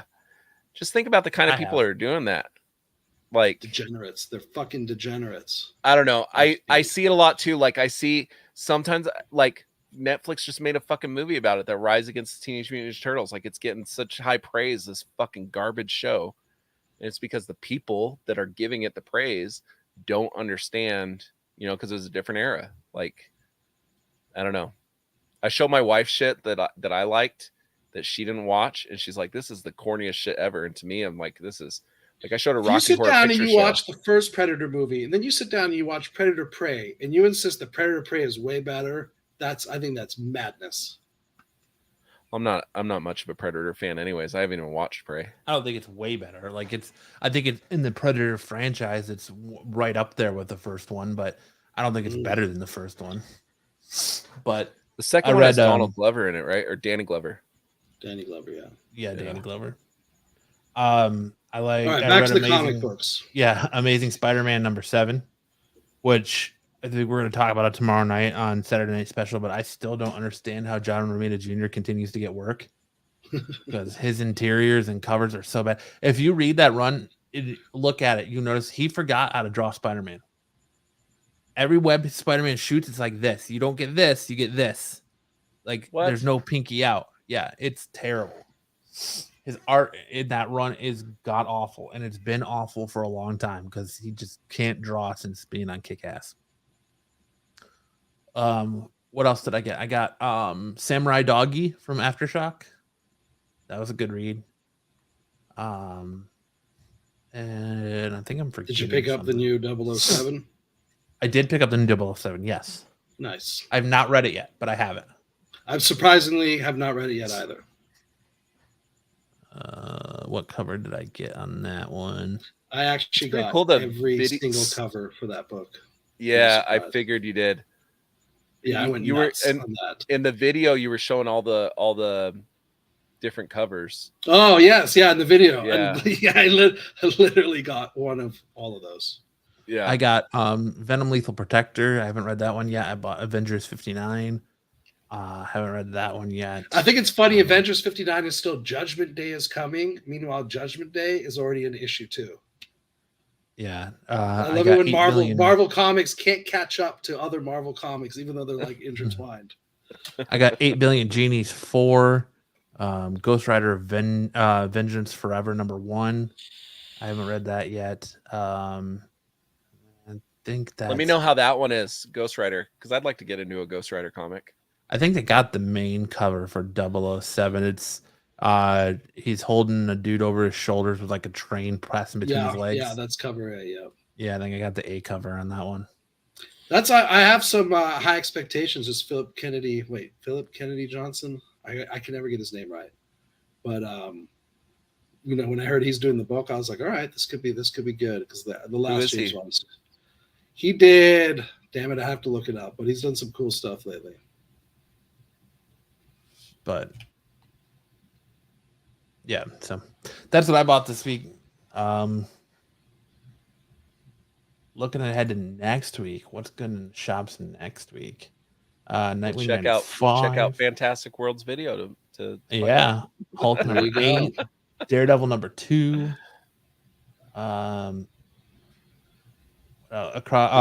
Edge of Spider-Verse #2.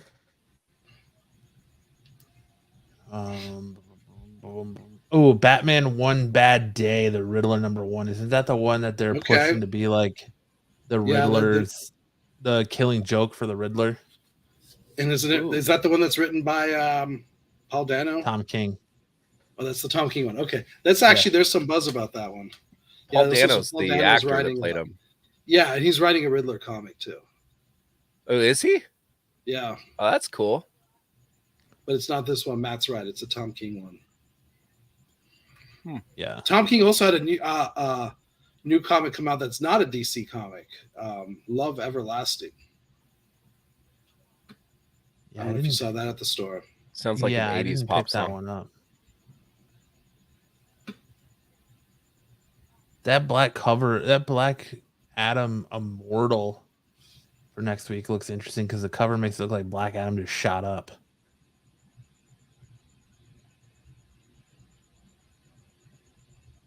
Have you seen that cover yet, Ish? I have not. It's called Black Adam Immortal. I'm sharing it. No, the Black Adam comics kind of bombed for us this summer. It looks like he just shot up in the bathroom. It does. It's like a scene out of Train Spotting or something. Yeah.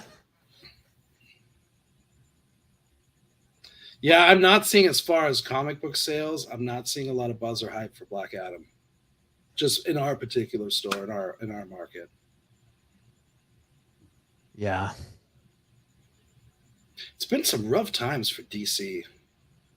I'm going to say this. So two Sword of Azrael comics came out last week. One was a one-shot that set up a miniseries. So they released the number 1, 2. I got to tell you, we did not sell one single issue. Like, I was like, fuck. Like, does that mean we're just going to not order it anymore? So I think DC had like 15 or 10 to 15 comics last month that didn't even crack the top 200 in sales. Wow. Yeah, that's fucking abysmal. That's abysmal. Wow. And I'm seeing it. I did the weekly FOC this week, where you get a chance every week, your last chance to either up an order or to decrease an order. And for DC, it was all just kind of decreases. So it's not a good sign. I don't remember Batman, except for Batman. Batman was number 1. I don't remember Shadowhawk looking like a Wolverine ripoff. Yeah, there was Did you a see cover, that DC X-Men cover that looked exactly like Wolverine that you had on your video, Ish. What was it again? You had a comic that you were showing on your DC video that looked like a ripoff of Wolverine. Huh. It was like an alternate cover. Oh, there's a book coming out next week that I'm looking forward to. I'm going to buy that one up. Shirtless Bear Fighter next week, boys. Pick that up. Shirtless Bear Fighter 2. All right, well, I think that's a good place to end tonight's show. Ish or Max, Lance, whoever you are. Do you have anything else you want to touch on tonight? We're interchangeable. No, I know you, Ish, but Max and Lance just start running together after a while. No, not that I can think of. She-Hulk starts next week, so I'm assuming we're gonna have some conversation around that for next week's episode. Are they releasing the first 2 episodes or just one? I think it's just one. I don't know what their release schedule is for that. Matt, did you catch Raw on Monday? I did. Rhea Ripley just fucking destroying Dominic Mysterio. Yeah. That's just like comedy right there. Which, all right, well, fuck it. I'll ask you this since we're already 3 hours and 30 minutes into it. How do you feel about the Triple H era so far? I feel good about it, I guess. I think it's like SummerSlam was, I think, such a success that maybe they've, if you've had problems with WWE, this could be they could be turning the corner. Yeah. There's some things like, Liv Morgan as the champion is still, that defies logic, but I love Liv, man. Want to give any? Yeah, I mean, she's adorable, but probably one of the least believable champions you can imagine. I'm trying to find his comment because I wanted to shout him out. Just because it looks like everyone in the chat is bailing on us too. Yeah. I'm trying to find his comment because I want to give him a shout out. But there's a guy who's been going back and forth with me on the CM Punk video about my thoughts on WWE and like what's going on right now with Triple H. And what do you think of what's going on right now with Triple H? I think it's too early to tell. Because we're kind of very different when it comes to WWE. You know, I'm kind of I liked what's been happening last year, let's say. You know, I've been enjoying it. You not so much. Yeah. I don't like my love of professional wrestling is very different. Well, maybe not so much different as other people's, but like I loved AEW because it represented something new, it represented something fresh. It got back to professional wrestling, less backstage drama bullshit, more in-ring action. If you can go to a 3-hour episode of Raw and you only get 20 minutes of wrestling, in-ring wrestling, there's a problem. And now AEW is taking things they used to like about professional wrestling that when done right, like the bleeding and the hardcore stuff and stuff like that, it was done very well. But now it seems like every episode dudes are getting cut and they're bleeding like stuck pigs. For me, the Triple H era of WWE is off to a good start, but I think to really praise this or judge this era, the Triple H era, it's gonna be a year or two down the line. Sure. Because they're still running some of the same storylines. Like the fact that the Judgment Day is still a stable blows my mind. If I were to take over, that's the first thing I would do is break up that stable. Finn Balor being a mid card is a fucking disgrace. He is such a good in-ring performer. He carried the NXT title twice. He was the very first Universal Champion, and he comes back from injury and he just can't go anywhere. Vince just fucking buries him, puts him in the mid card. And I feel like that's what Damian Priest and the Judgment Day are doing to him, is they're keeping him in that mid card level. Unifying the titles was the worst thing ever did, because now Roman Reigns is going to hold those titles hostage until whatever comes to fruition with The Rock or whatever's going to happen at Mania. I really think that Rock's going to say, no, I don't want to do this. They're not going to have that Mania match. And probably what's going to happen is you're going to have Seth Rollins versus Roman Reigns at Mania for the title. Cody Rhodes is going to come back, probably feud with Theory, get the Money in the Bank briefcase from Theory, and he's going to cash it in on Roman Reigns at WrestleMania to be champion. I can really see that happening. But the Triple H era is, like I said, is going to be defined years down the road, because I think it's going to take more than him bringing back NXT cast-offs. As much as I like Dakota Kai and Io Sky, like it's going to take more than just bringing back Dakota Kai. Karrion Kross is back? Yeah, it's going to take more than just bringing back Karrion Kross. It's going to take more than just Dexter Loomis. Dexter Loomis. Or like the talk of, I know supposedly tonight on SmackDown, like Dalla and like 2 members of Hit Row came back. So I think it's going to take more than him bringing back people that he's worked with in NXT to really define his running the Triple H era. Like it's going to be that first giant free agent signing that he makes. Like I think they talk about the great MGF talks about it on AEW, the great bidding war of 2024 when his contract comes up.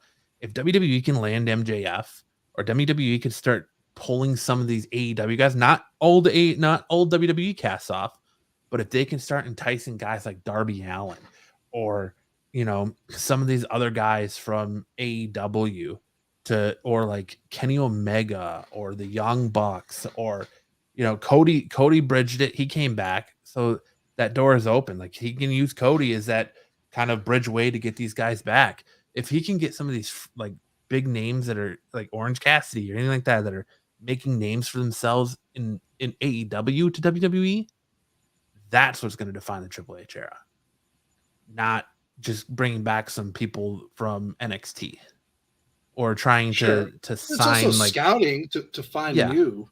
Absolutely. new people who are future stars. You know, I think NXT, Braun Breaker at NXT, I mean, that's someone I could definitely see challenging, you know, the type of guy who challenged Roman Reigns for a title. I mean, Braun Breaker's badass. But right now he has to carry NXT on his shoulders. Right, and that's my issue with NXT is you've got Braun Breaker as the champion, and anyone you put against him, you're like, it's like the Liv Morgan thing. You're like, there's no way. Like that's why it was good with Ciampa. The Ciampa, you know, almost that's another one. Retired, giving him the thing, and now he's showing up on Raw. That's another one. Ciampa. Because Triple H loves Ciampa and Gargano carried NXT. They made NXT. Their matches are some of the best NXT matches. There's awesome. A reason why, like, I have all the faith in the world in Triple H. Like, there's a reason why NXT was a better product than WWE for a long time. That's why there's a reason why you go to a big pay-per-view weekend like Royal Rumble or Mania, that people wanted to go to NXT TakeOver more than they wanted to go to the actual main pay-per-view, because it was better storytelling. It was better matches. Like those Gargano Ciampa matches are some of the best matches in WWE. And they just like, that's the kind of stuff I think that these guys come up to the main roster and they fall dead. Triple H is there now. Why is Ciampa still playing second fiddle to the Miz? They're doing this whole, like, they need to bring Johnny Gargano in. Miz is huge. Come on. Yeah, but his shows, his side show's huge. I don't think Ciampa's even close to Miz. Well, I recognize the name of the Miz. I don't know who Ciampa is. Like Ciampa, if they want to rebuild that tag team division, because the tag team division needs a lot of help. Triple H is clearly focused on the women's division, bringing back Dakota Kai and Bailey and Io Sky, and they need to bring DY back and put them in the tag team division and let them go against the Usos and like really vamp up that tag team division. But that's just, I think it's going to take more than just signing old WWE and NXT cast-offs, man. Like, because there's a lot of talk about Bray Wyatt coming back. And I just like, I want to see bigger named signings than just old NXT people. And like I said, Ciampa, I want to see Triple H do more than just take NXT talent and mid-card the shit out of them. Like, who's some other big NXT names that I think deserve better? Like, I love Velveteen Dream, but he was his own undoing. Like, he was his own worst enemy. But I mean, like, even like, yeah, Samoa Joe, like Big E came up, and it took him a while to win about Sami Zayn, dude. Like, a lot of people forget Sami Zayn was a champion in NXT. And I would love to see him and Kevin Owens make a tag team and go against the Usos. Like, I think just the biggest mistake right now is having those titles unified and having the Usos and Roman holding them for 2 years, and you're mid-carding some of your good talent. Like, they're wasting the last couple good years AJ Styles has left, wasting them by mid-carding him. And like Dominic Mysterio, well, someone's got to be the mid-card. I mean, you can't. Yeah, believe me, WWE has plenty of mid-card talent. A plethora of mid-card talent. You've got people like the Viking Raiders, who were they're mid-cardy. It's up to you, Lance. Yeah, well, the Viking Raiders, who have been in WWE for years, they were tag team champions at one point. They're wrestling jobbers still. Like, why are they still wrestling jobbers? Well, look at like Dolph Ziggler. Yeah, that's another one. That dude's a phenomenal wrestler, but his job is literally to make other people look good. Mm-hmm. But it's without those workhorses, without those lunch pail guys like the Dolph Zigglers of the world. Yeah, you need them to help prop up the bigger stars. I mean, I have definitely been more interested in watching Raw as of late than I previously was, but I think it's going to take Raw has been a lot more interesting than SmackDown for sure. It's going to take a little bit more than 3 weeks and Triple H just bringing back old Triple H people to really like get me to say, dude, the Triple H era is amazing. Usually you don't see, like when a CEO takes over a company, you don't see the effect of their change until at least a year. You know what I mean? Because some of these things, you don't even know if some of these things might have been in effect before Triple H even took over. Yeah, but wrestling, they can change things at the last second. They do that all the time. They do it all the time. It Labor sounds Day's like a they're big trying to carry out pay-per-view storylines event. and stuff. The big Scottish pay-per-view event. What's it called? Clash of the Castle. Castle, yeah. See, that'll be a big, step for Triple H to show. All right, here we are. So yeah, I'm but I looking mean, forward to that, and we know McIntyre is going to win that event. You think he's going to take the title off Roman Reigns? Yes, and then something's gonna like there's gonna be like a cliffhanger thing that's gonna mess it all up or something. But I don't. There's no way they're doing this all thing in Scotland in the castle. McIntyre's there. He's gonna have his moment. I think he'll win, but he's gonna win by DQ, and he's not gonna. There's not gonna be a title change. Okay, that's possible. I have a feeling that has in store for us. I have a feeling that Austin Theory, they have no intent now that McMahon's gone. They have no intention of making Austin Theory a world champion anytime soon. He will be eventually, but I don't think it's gonna be in the near future. I think the only reason Austin Theory holds that briefcase now is to cause tomfuckery and allow Roman to hold that title for as long as he can till they build to WrestleMania and hopefully get The Rock to agree, because you got to think we're past SummerSlam now. So we're getting right into prime WWE season. Something's got to happen right now with The Rock to start setting up Mania. For all who knows, like I felt like SummerSlam, I mean, tell me if I'm wrong, but the videos that came out after that Strowman or that Lesnar match where he's standing up on the ring that's lifted by the tractor and tipping his hat to everyone, and I kind of felt like he was taking his final bow, like he was whatever they did. Actually, I read that with the cameras turned off, he actually said like a farewell to the audience. Yeah, so like that felt like with whatever happened, they talked him into coming back, and that was it for him. And now he's done. And who, Brock Lesnar or The Rock? Brock Lesnar. Brock. So, they got to start building their Mania stuff. I don't know. I'm not holding out hope for The Rock to save WWE and show up at WrestleMania. That's like, that's like waiting for Mephisto to be the big bad. Yeah, I'm not either, but I think there's some. I honestly think right now there's only two people that take that belt away from Roman, and one of them's The Rock, and the other one's Cody Rhodes.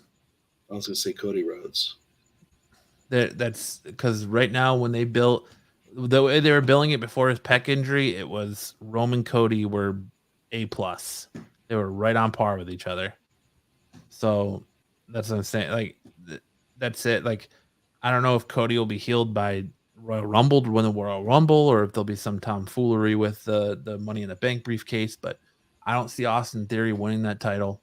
I honestly think Cody takes that briefcase from him one way or another, and he cashes it in for a world championship to be a world champion. But I don't know, because that would be just like the perfect storyline, wouldn't it? That Cody comes back and Seth wins the Rumble, and goes after Roman. Something happens between Cody and Theory where Cody makes a stipulation that Theory put his Money in the Bank briefcase on the line. Cody beats Theory. Seth and Roman are going at it at Mania. Roman beats Seth. Cody comes out, cashes in, beats Roman to go out as the champion at WrestleMania. Do what his father couldn't at WrestleMania. Now that's speculation right there.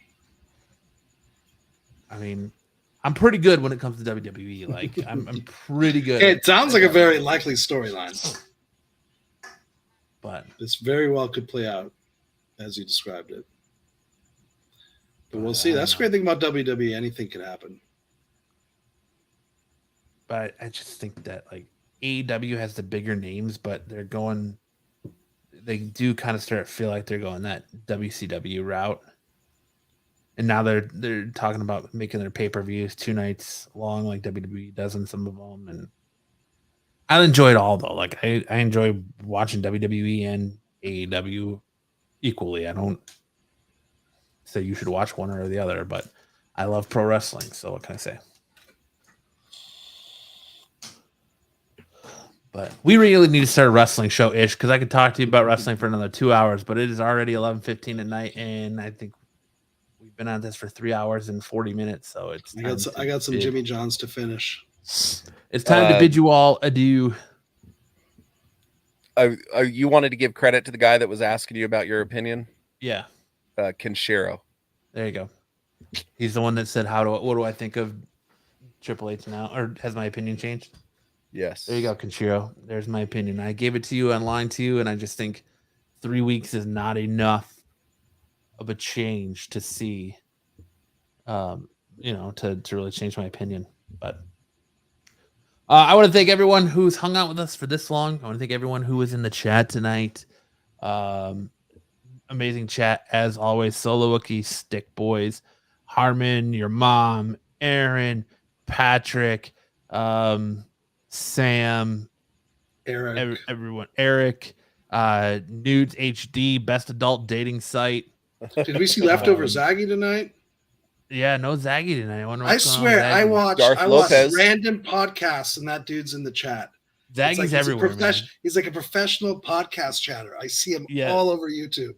Zaggy is everywhere, dude. Lopez is coming over hot from Renovision. Yeah, TK. I haven't seen TK in a long time. TK popped in. So much love, your mom. Much love to everyone in the chat tonight. You guys are fantastic as always. Interactive, make the show so much fun. But remember, can't forget Stumbling Jedi. Remember, we hit that 500 sub mark. We're trying to push for 1,000 by November. Make it the great wedding gift to hit 1,000 subs by November. Be on the lookout as we will probably announce how we're going to do that giveaway from Stumbling Jedi next week. So that's something to look forward to. And yeah, remember to check out tomorrow night right here on Absolute Geek or over on Renovision. We're going to be doing a simulcast of a new, compilation. I don't want to call compilation. What? Collaboration there. That's better. Thank you. Collaborate and listen. Yep. A collaboration between us and Renovision called Saturday Night Special, with this just, a great comic book show where we're going to talk about comics. We're going to review comics. We're going to go deep dive into comics. We're going to, talk a little anime from Sam. It's going to be a great collaboration. Oh, Sam, you're doing it with Sam? Yeah, Sam's going to be on there too. Yeah. Awesome. So, we're getting Kyle back. So Kyle's back on board. So Ish, are you going to be there? I am. Ish is going to be there. So Kyle's very excited about what I'm going to eat. He was messaging me about that earlier. What are you going to eat on the show? My invite must have got lost. It sounds like everybody's going to be there but me. Well, just kidding. It's always an open invite, man. So I'm just joking. But yeah, we got all kinds of good shit. Control us in the chat, Lance. Yeah, I probably will. It's going to be a great collab. Great things for the great guys over at Renovision and us. So if everything goes to plan, it's going to be streamed on both channels from 5 to 7. So is Marco going to be on the show? I don't think he is. No. Oh, I haven't seen that guy in months. 2 hours of you can watch him every Wednesday night on Renovision. Yes, that's true. Unfortunately, I can't. But I can't watch. It's going to be, it's going to be a good time, I think. Yeah, great stuff. So sure, be awesome. Yeah. So for this week's episode of Absolute Geek Podcast, I'm Matt. I am Lance, and I am. That's Ish. And we'll see you guys next week.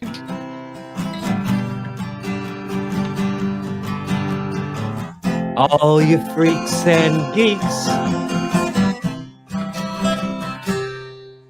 come all you freaks and geeks, Let's listen to Absolute Geek. Absolute Geek. We'll go ahead and spread our cheeks Spread the cheese. and drink And some we're for Cosby wine. We'll Come drink on, some Absolute Cosby wine. It makes me feel real fine. See you next time on the